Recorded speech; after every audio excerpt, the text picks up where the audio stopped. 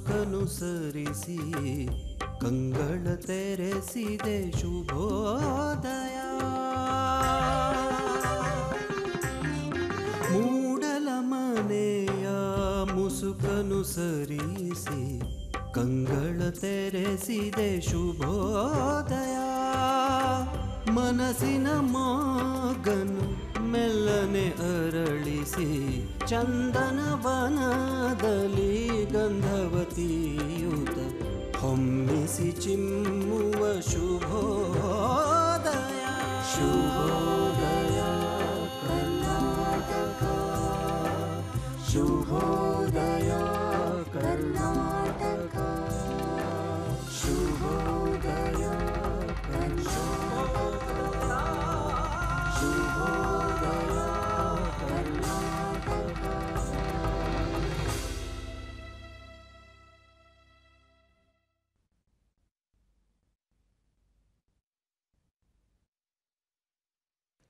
ಆತ್ಮೀಯ ವೀಕ್ಷಕರೇ ನಮಸ್ಕಾರ. ಶುಭೋದಯ ಕರ್ನಾಟಕ ಕಾರ್ಯಕ್ರಮಕ್ಕೆ ತಮ್ಮೆಲ್ಲರನ್ನ ಪ್ರೀತಿಯಿಂದ ಸ್ವಾಗತಿಸ್ತಾ ಇದ್ದೀನಿ. ಪ್ರತಿದಿನ ವಿವಿಧ ಕ್ಷೇತ್ರಗಳ ಸಾಧಕರನ್ನು ಕರೆತಂದು ನಿಮ್ಮ ಮುಂದೆ ಪರಿಚಯಿಸುವಂತಹ ಈ ಕಾರ್ಯಕ್ರಮದಲ್ಲಿ ಇವತ್ತು ಸಾಹಿತ್ಯಕಾರರು, ಬರಹಗಾರರು, ಉಪನ್ಯಾಸಕರು ಆಗಿರುವಂತಹ ಡಾಕ್ಟರ್ DS ಶ್ರೀನಿವಾಸ್ ಪ್ರಸಾದ್ ಅವರು ಬಂದಿದ್ದಾರೆ. ಅವ್ರನ್ನ ಕಾರ್ಯಕ್ರಮಕ್ಕೆ ಅತ್ಯಂತ ಪ್ರೀತಿಯಿಂದ ಸ್ವಾಗತಿಸ್ತಾ ಇದ್ದೀನಿ. ಸರ್, ಕಾರ್ಯಕ್ರಮ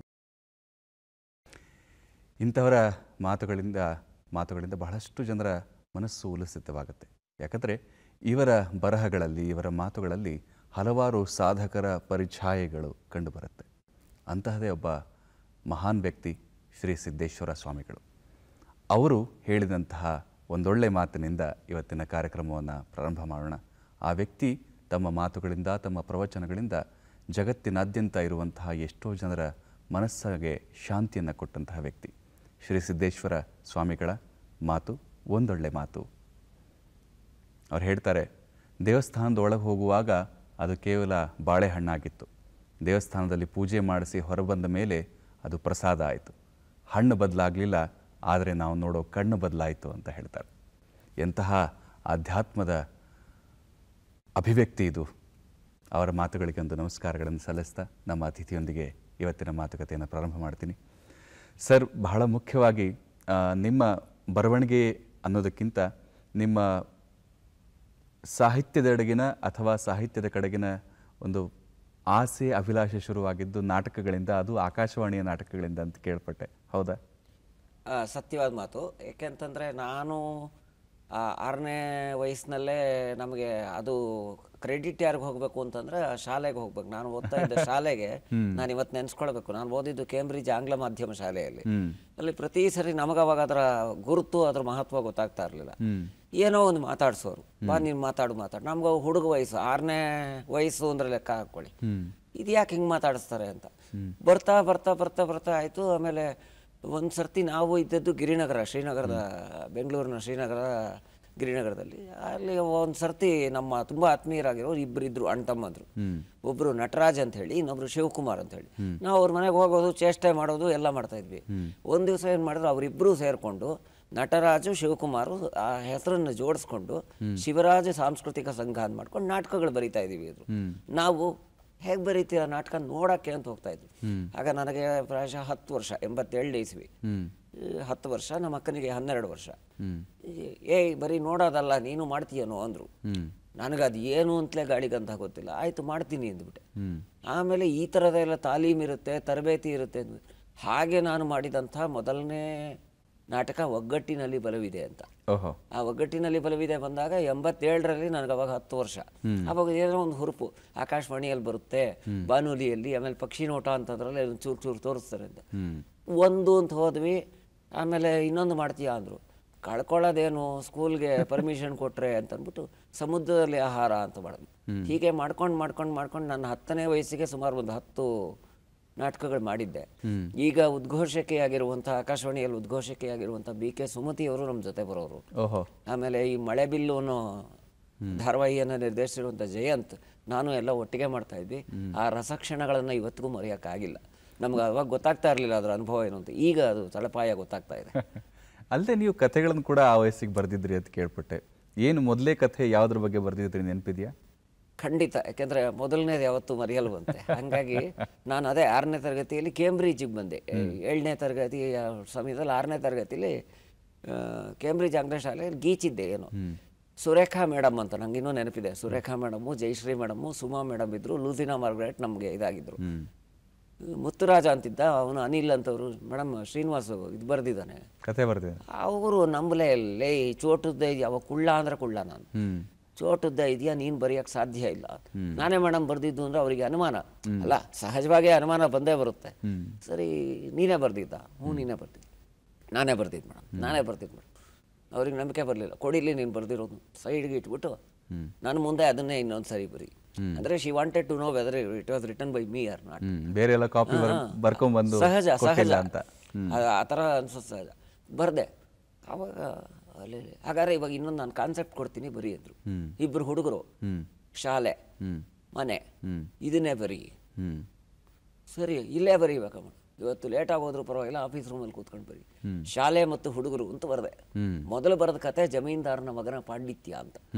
ಅವ್ರಿಗೆ ಎಷ್ಟು ಖುಷಿ ಆಗೋಯ್ತು ಅಂದರೆ, ನಮ್ಮ ಹುಡುಗ ಬುದ್ಧಿಗೆ ಸಂಭ್ರಮ ಸಡಗರ ಅಂದರೆ ಏನಿರುತ್ತೆ, ಅಪ್ಪಪ್ಪ ಅಂದರೆ ಮನೇಲಿ ಅಪ್ಪ ಅಮ್ಮಂಗೆ ಹೋಗಿ ಹೇಳ್ಬೋದು, ಇವರದೊಂದು ಸ್ಕೂಲ್ಗೆಲ್ಲ ಹೋಗಿ ಹೇಳಿ 6ನೇ ವಯಸ್ಸಿಗೆ 6ನೇ ಕ್ಲಾಸಿಗೆ ಇಷ್ಟು ಚೆನ್ನಾಗಿ ಬರೆದಿದ್ದಾನೆ ಹುಡುಗ. ನಮಗೆ ಅವರು ಚಪ್ಪಾಳೆ ತಟ್ತಾ ಇದ್ರು, ನಾನು ಚಪ್ಪಾಳೆ ತಟ್ತಾ ಇದ್ದೆ, ನನಗೆ ಗೊತ್ತಿಲ್ಲ ಅಂತ ಆ ಹಿನ್ನೆಲೆ ಇದ್ದದ್ದು.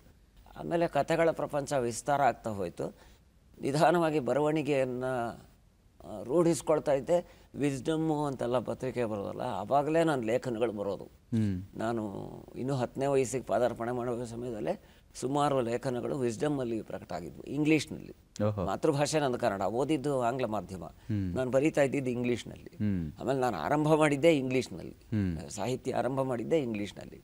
ಆಮೇಲೆ ಮಾತೃಭಾಷೆ ಕನ್ನಡ ಆದ್ದರಿಂದ ಹೀಗಾಗಿ ನಾಟಕ, ಇನ್ನೊಂದು ಮತ್ತೊಂದು ಸಹಜವಾಗೇ ಕಥೆ ಇವೆಲ್ಲ ಸಹಜವಾಗಿ ಮೈಗೂಡಿಕೊಂಡು ಬಂದದ್ದು. ಯಾವುದು ಪ್ರಜ್ಞಾಪೂರ್ವಕವಾಗಿ ಇದು ಮಾಡಬೇಕು ಅಂತ ವ್ರತನಿಷ್ಠ ಹಠದೊಂದಿಗೆ ನಾನು ಮಾಡಲಿಲ್ಲ.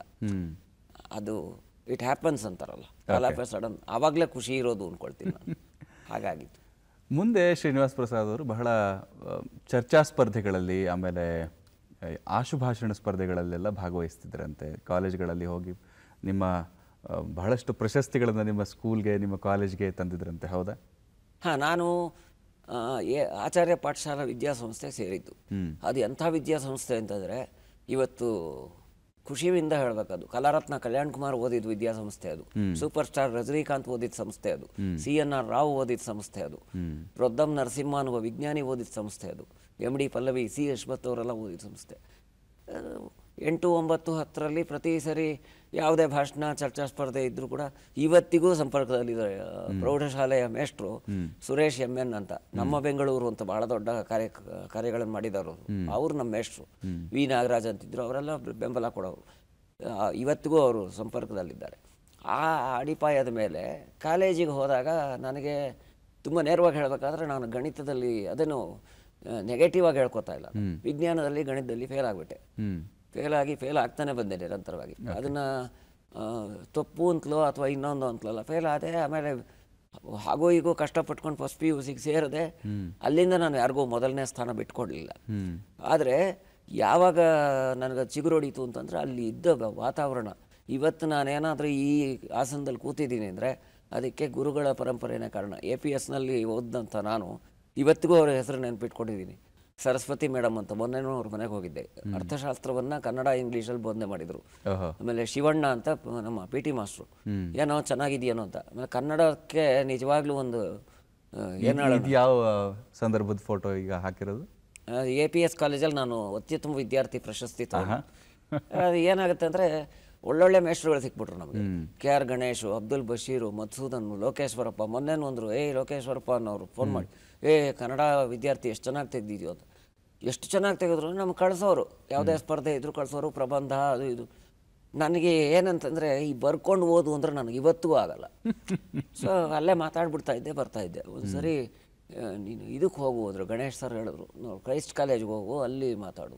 ಎಲ್ಲ ಕಡೆ ಮಾತಾಡಿ ಬರ್ತಾ ಇದ್ದೆ. ಕವಿತೆಗಳು ಬರಿತಾ ಇದ್ದೆ.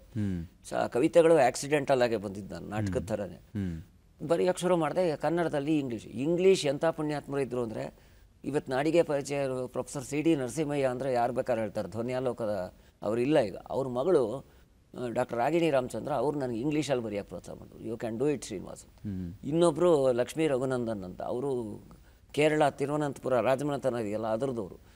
ಮ್ಯಾಕ್ಬೆತ್ ನಾಟಕ ಮಾಡೋರು ನಮ್ಮ ಮಂತ್ರಮುಗ್ಧರಾಗ್ತಾಯಿದ್ವಿ, ಅದನ್ನು ಗಟ್ಟು ಮಾಡ್ಕೊಂಡು ಬರ್ಬೇಕು. ಹೀಗೆ ನಾನು ಲೆಕ್ಕ ಇಡಲಿಲ್ಲ, ಮಾಡ್ಕೊಂಡು ಹೋದ್ವಿ 155 ಬಹುಮಾನ ಬಂದುಬಿಡ್ತು. ಆದರೆ ಕಾಲೇಜಿನಲ್ಲೂ ಕೂಡ ನಾನು ಹಿಂದೆ ಬೀಳಲಿಲ್ಲ ಓದಿನಲ್ಲಿ. ಅದನ್ನು ಪರಿಗಣಿಸಿ ಹ್ಯಾಟ್ರಿಕ್ PUCನಲ್ಲೂ ನಾನೇ ಮೊದಲು ಬಂದೆ.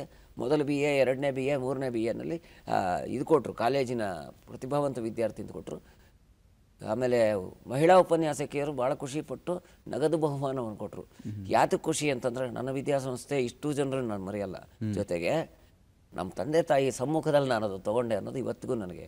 ಸುಮಾರು ಶೀಲ್ಡ್ಗಳು ಬಂದಿವೆ, ಅದು 155 ಬಹುಮಾನ ಬಂದಿತ್ತು. ಅದರಲ್ಲಿ 151 ಮೊದಲ ಬಹುಮಾನ, 2ನೇ ಬಹುಮಾನ 3, ಒಂದೇ ಒಂದು 3ನೇ ಬಹುಮಾನ. ಜ್ವರ ಬಂದಿತ್ತು ಅಂತ ಕಷ್ಟಪಟ್ಕೊಂಡು ಹೋದೆ, 3ನೇ ಬಹುಮಾನ ಬಂತು. ಹಾಗಾಗಿ ಓದಿನಲ್ಲೂ ನಾನೇ ಮುಂದೆ ಇದ್ದೆ. ಅದೊಂದು ಸಂತೋಷದ ಸಂಭ್ರಮದ.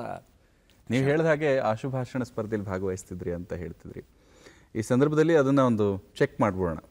ಮೇಷ್ಟ್ರು ನೀವೇನು ನಾನೇನು ಬರ್ಕೊಳ್ಳದೆ ಮಾತಾಡ್ತೀನಿ ಅಂತ ಹೇಳ್ತೀರಿ. ನಿಮಗೆ ಪ್ರತಿಯೊಂದು ಒಬ್ಬರ ಹೆಸರುಗಳನ್ನ ಹೇಳಿದಾಗ ಅವರ ಬಗ್ಗೆ ನೀವು 1 ನಿಮಿಷ ಮಾತಾಡಬೇಕು. ಆಗಲಿ, ನಾನು ರ್ಯಾಂಡಮ್ ಆಗಿ ಹೆಸರುಗಳನ್ನ ಹೇಳ್ತೀನಿ, ಯಾವುದೇ ಆಲೋಚನೆ ಇಟ್ಕೊಂಡಿಲ್ಲ, ನೇರವಾಗಿ ನಿಮಗೆ ಹೆಸರುಗಳನ್ನ ಹೇಳ್ತೀನಿ. ಅದ್ರ ಬಗ್ಗೆ ನೀವು ಒಬ್ಬೊಬ್ಬರ ಬಗ್ಗೆ 1 ನಿಮಿಷ ಮಾತಾಡಬೇಕು. ಅದು ಘಟನೆ ಆಗಿರಬಹುದು ಅಥವಾ ಏನಾದರೂ ವಿಷಯ ಆಗಿರಬಹುದು. ಮೊದಲನೇದಾಗಿ ನಿಮ್ಮ ಸಾಹಿತ್ಯದ ಮೇಲೆ ಬಹಳ ಪ್ರಭಾವ ಬೀರಿದಂತಹ ಬೇಂದ್ರೆ ಅವರು. ಬೇಂದ್ರೆ ನನಗಲ್ಲ, ಯಾರಿಗೆ ತಾನೇ ಸಾಹಿತ್ಯದ ರಚನೆಯಲ್ಲಿ ಪ್ರಭಾವವನ್ನು ಬೀರಿಲ್ಲ.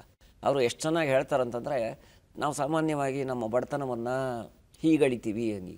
ಒಂದು ಸರ್ತಿ ಬೇಂದ್ರೆ ಅವರು ಏನಂದ್ರಂತೆ, ಅಲ್ಲ ಇವರೆಲ್ಲ ಯಾರ್ಯಾರೋ ಹಾರ ಶಾಲು ತುರಾಯಿ ಎಲ್ಲ ತಂದಿಡ್ತಾ ಇದ್ದಾಗ ಇವ್ರು ನಮ್ಮನೆ ಬಡತನ ಕಿತ್ಕೊಳ್ತಾ ಇದ್ದಾರಪ್ಪ, ನನಗೆ ನಮ್ಮ ಬಡವ ಅನ್ಸ್ಕೊಳಕ್ಕೆ ನಂಗೆ ಖುಷಿ ಅದ, ಆ ಹಕ್ಕನ್ನು ಕಿತ್ಕೋತಾ ಇದ್ದಾರೆ.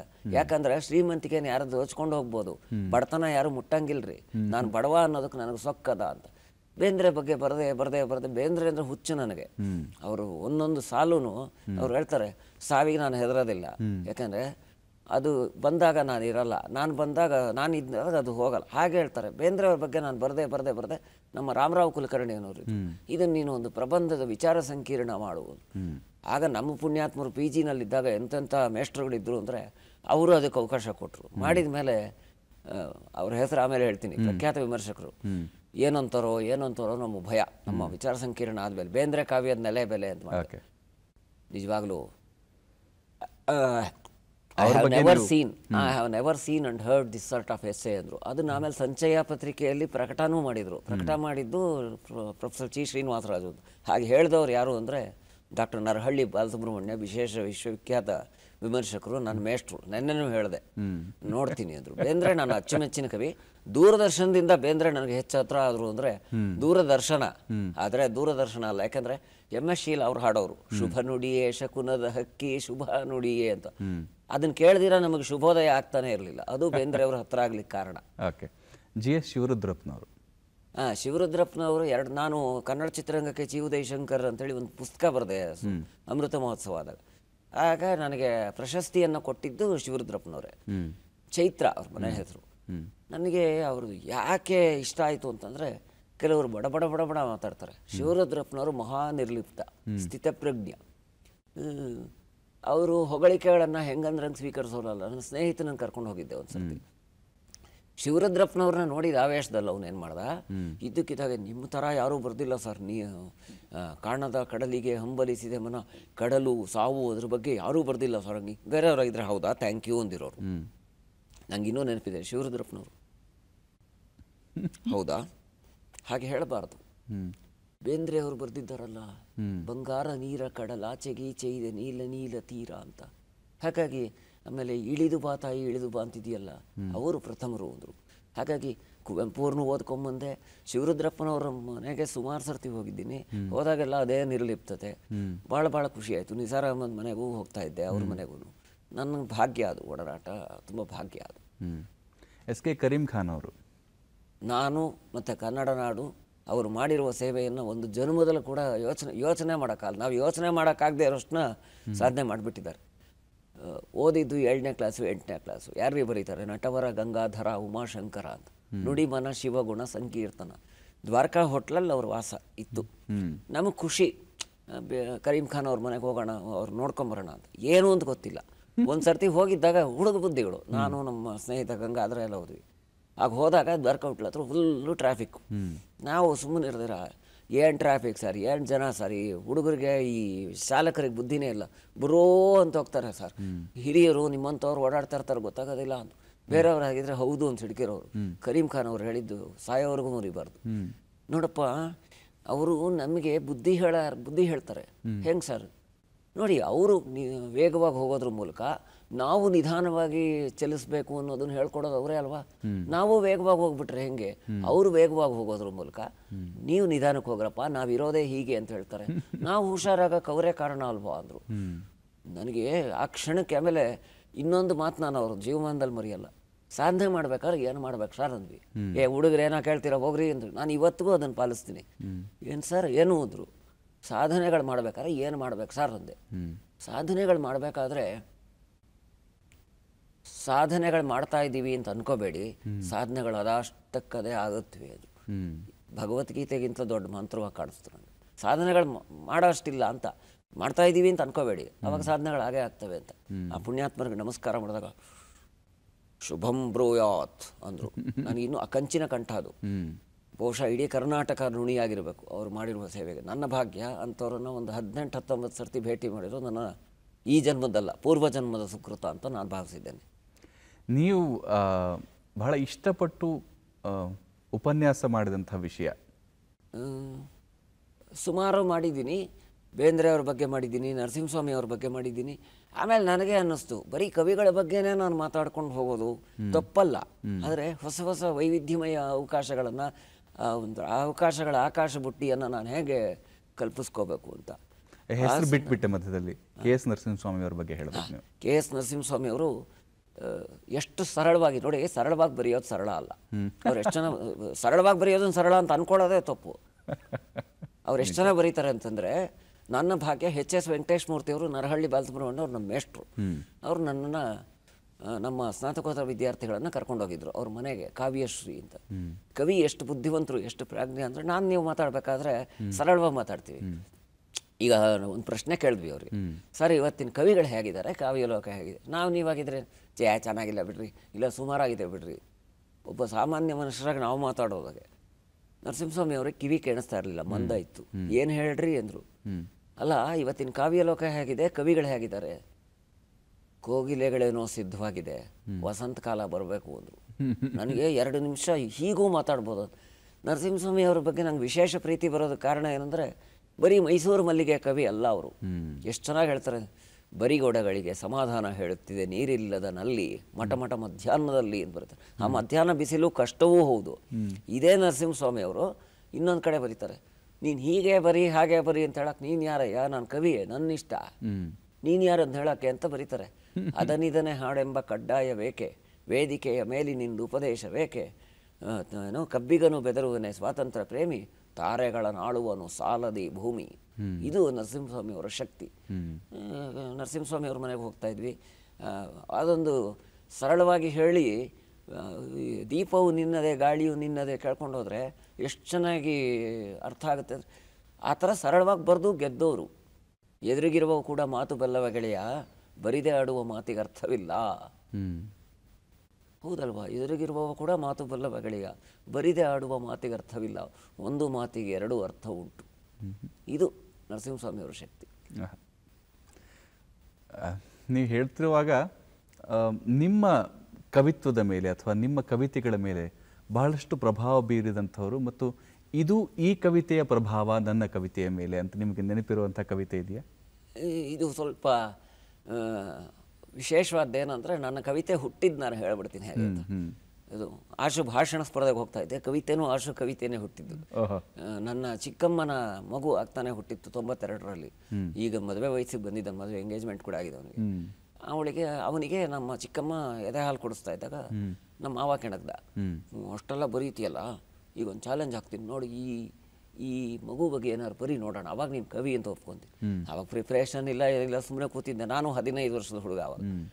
ಸರಿ, ಮಮತೆಯ ಮಡಿಲಲ್ಲಿ ನಲಿದಿದೆ ಮಗು, ಹಾಕುತ್ತಲಿದೆ ಕೇಕೆಯ ಜೋರಿನ ಕೂಗು, ಉಜ್ವಲ ಭವಿಷ್ಯದಿಂದ ಮಗು ನೀ ಮುಂದೆ ಸಾಗು, ಗುರಿ ಸಾಧಿಸಲು ನೀಡಬೇಕು ದಾಪುಗಾಲು, ಈಗಿಡ್ತಿರುವುದು ಅಂಬೆಗಾಲು ಅಂತ ಹೇಳಿಬಿಟ್ಟೆ. ಆವಾಗ ನಮ್ಮ ತಾತ ಮೆಚ್ಕೊಂಡು, ಯಾಕಂದ್ರೆ ಅವರೆಲ್ಲ ನಮ್ಮ ಇಡೀ ಕುಟುಂಬನೇ ಸಾಹಿತ್ಯ ಸಂಗೀತದ ಕುಟುಂಬ. ಫಸ್ಟ್ ಏನು ಮಾಡಿಕೊಂಡೆ, ನಾನು ಬೇಂದ್ರೆ ಅವ್ರ ಬಗ್ಗೆ ಬರೆಯೋದು, ಯಾರ ಬಗ್ಗೆನೂ ಬರೆಯೋದು, ಯಾರ ಥರನೂ ಬರೆಯೋದು ಬೇಡ, ಹೀಗೀಗೆ ಬರ್ಕೊಂಡು ಹೋಗೋಣ ಅಂದಾಗ ಒಬ್ಬೊಬ್ರು ಅಂತ ಇದ್ರು, ಇಲ್ಲ ನರಸಿಂಹಸ್ವಾಮಿಯ ಸುಭಗತೆ ಕಾಣಿಸ್ತು, ಬೇಂದ್ರೆ ಅವರ ಶೈಲಿ ಕಾಣಿಸ್ತು, ಹೀಗೆ ಅಂತ. ನನಗೆ ಯಾಕೆ ಖುಷಿ ಆಯಿತು ಅಂದರೆ, ಅಂಥವ್ರ ಆಲದ ಮರದ ನೆರಳಿನಲ್ಲೇ ನಾವು ಬದುಕಬೇಕು. ಯಾಕಂದರೆ ನಾವು ಏನೇ ಅಂದ್ಕೊಂಡ್ರು ಕೂಡ ಎಷ್ಟೆಷ್ಟು ಸರಳವಾಗಿ ಶಿವರುದ್ರಪ್ಪನವ್ರು ಬರೆದಿದ್ದಾರೆ, ನರಸಿಂಹಸ್ವಾಮಿಯವರು ಬರೆದಿದ್ದಾರೆ. ತುಂಬ ಮೆಚ್ಕೊಂಡಿದ್ದು ಅಂತಂದರೆ ನನಗೆ ಡಾಕ್ಟರ್ KB ಲೋಕೇಶ್ವರಪ್ಪ ಅಂತ, ಮೊನ್ನೆನೂ ಮಾತಾಡಿದೆ, ಏನು ಪ್ರಸಾದ್ ಇಷ್ಟು ಚೆನ್ನಾಗಿ ಬರೆದುಬಿಟ್ಟಿದೀಯಾ ಒಂದು ಪ್ರತೀಕವನ್ನು ಇಟ್ಕೊಂಡು ಅಂತ ಅಂದ್ಬಿಟ್ಟು ಕಾಲೇಜ್ಗೆಲ್ಲ ಅವಾಗ ಹೇಳ್ಕೊಂಬಂದರು. ಅದು ನನಗೆ ಖುಷಿ ಆಯಿತು. ಸುಮಾರು ಜನ ಹೇಳಿದ್ದಾರೆ ನರಸಿಂಹಸ್ವಾಮಿ ಪ್ರಭಾವ ಇದೆ, ಕುವೆಂಪು ಪ್ರಭಾವ ಇದೆ, ಬೇಂದ್ರೆ ಪ್ರಭಾವ ಇದೆ ಅಂತ. ಗೊತ್ತಿಲ್ಲ, ಪ್ರಭಾವ ಇಲ್ಲದ ಮನುಷ್ಯ ಇಲ್ಲವೇ ಇಲ್ಲ. ರೆಸ್ಪಿರೇಷನ್ ಇರೋ ತನಕ ಇನ್ಸ್ಪಿರೇಷನ್ ಇರಬೇಕು ಅಂತ ನಾನೇ ಬರೆದಿದ್ದೀನಿ. Very nice. ಈ ಮಧ್ಯದಲ್ಲಿ ನಿಮ್ಮ ಕುಟುಂಬದ ಬಗ್ಗೆ ನಾವು ಮಾತಾಡ್ತಾ ಹೋದರೆ, ನಿಮ್ಮ ತಾಯಿ ಅವರು ಸಂಗೀತಗಾರ್ತಿ, ಅವರು ಹಾಡ್ತಿದ್ರು, ಅಲ್ಲದೆ ನಿಮ್ಮ ತಂದೆಯವರು ಕೂಡ ಬಹಳಷ್ಟು ಸಾಹಿತ್ಯ ಆಸಕ್ತಿಯನ್ನು ಹೊಂದಿದಂಥವ್ರು. ನಿಮ್ಮ ಮೇಲೆ ಅವರ ಪ್ರಭಾವ ಎಷ್ಟು ದೊಡ್ಡದು? ಕುಟುಂಬ ಇಲ್ಲದೆ ಇದ್ದಿದ್ರೆ ನಾನು ಇವತ್ತು ಇರ್ತಾ ಇರಲಿಲ್ಲ.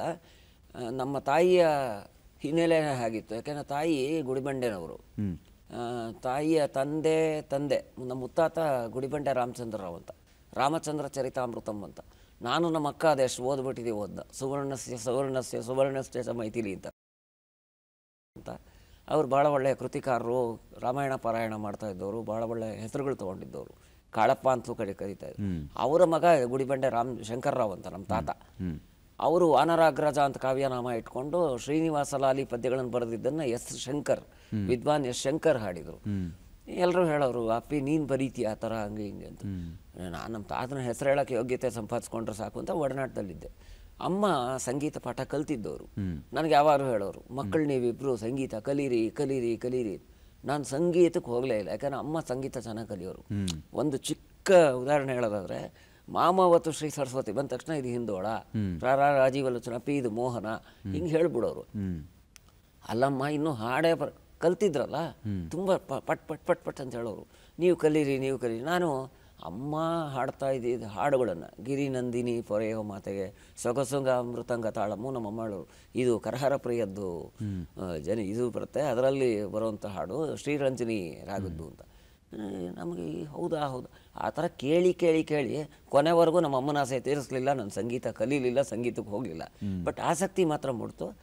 ಇದು ಆಮೇಲೆ ನಮ್ಮ ತಂದೆ ತುಂಬ ಚೆನ್ನಾಗಿ ಭಾಷೆಗಳನ್ನು ಬಲ್ಲವರು. ಅವ್ರ ಕಡೆನೂ ಚಿಂತಲ್ಪಲ್ಲಿ ಫ್ಯಾಮಿಲಿ ಸ್ಪರ್ಶ ಇದೆ. ತಾಯಿ ಈ ಥರದ ಹಿನ್ನೆಲೆಯನ್ನು ಬಂದವರು. ಅಕ್ಕನೂ ಕೂಡ ಹೇಳೋರು ಕಲಿ ಅಂತ. ಅಕ್ಕನು ಬರವಣಿಗೆಯಲ್ಲಿ ಜಾಡೆ, ಬುದ್ಧಿವಂತೆ, ಮಹಾಬುದ್ಧಿವಂತೆ. ಇದು ಬಹುಶಃ ನನ್ನ ಮೇಲೆ ಪ್ರಭಾವ ಬೀರಿದೆ. ಸಾಹಿತ್ಯ ಜೊತೆಗಿದ್ದರಿಂದ, ಕವಿತೆ ಜೊತೆಗಿದ್ದರಿಂದ, ನಾಟಕ ಜೊತೆಗಿದ್ದರಿಂದ ಸಂಗೀತನೂ ಒಲಿದು ಬಂತು. ಆದರೆ ಕಲೀಲಿಲ್ಲ, ಹಾಡು ಬರೆಯೋದು ಮಾತ್ರ ಬಿಡಲಿಲ್ಲ. ಇವರು ನಿಮ್ಮ ಅವರ ಫೋಟೋ ಹಾಕಿದ್ವಿ. ಅವರು ನಿಮ್ಮ ಬರವಣಿಗೆಗೆ ಬಹಳಷ್ಟು ದೊಡ್ಡ ಸ್ಫೂರ್ತಿಯಾದರು, ಬಹಳ ದೊಡ್ಡ ಕಾರಣೀಕರ್ತರಾದರು ಅಂತ ಕೇಳ್ಪಟ್ಟೆ, ಹೌದಾ? ಅವಳೇ ಬರೆಸ್ತಾ ಇದ್ದಾಳೆ ಅಂತ ನಾನು, ಕುಮಾರವ್ಯಾಸ ಹೇಳ್ತಾನಲ್ಲ, ನಾನು ಲಿಪಿಕಾರ ಮಾತ್ರ ಅಂತ. ಯಾಕಂದರೆ ಇದು ಯಾವುದೇ ಒಂದು ಕನಿಕರಕ್ಕೆ, ಸಹಾನುಭೂತಿಗೆ ನಾನು ಬಯಸಿದವನಲ್ಲ, ಅಥವಾ ನಾನು ಅದನ್ನು ಇಟ್ಕೊಂಡು ನನಗೇನು ಆಗಬೇಕಾದಿಲ್ಲ.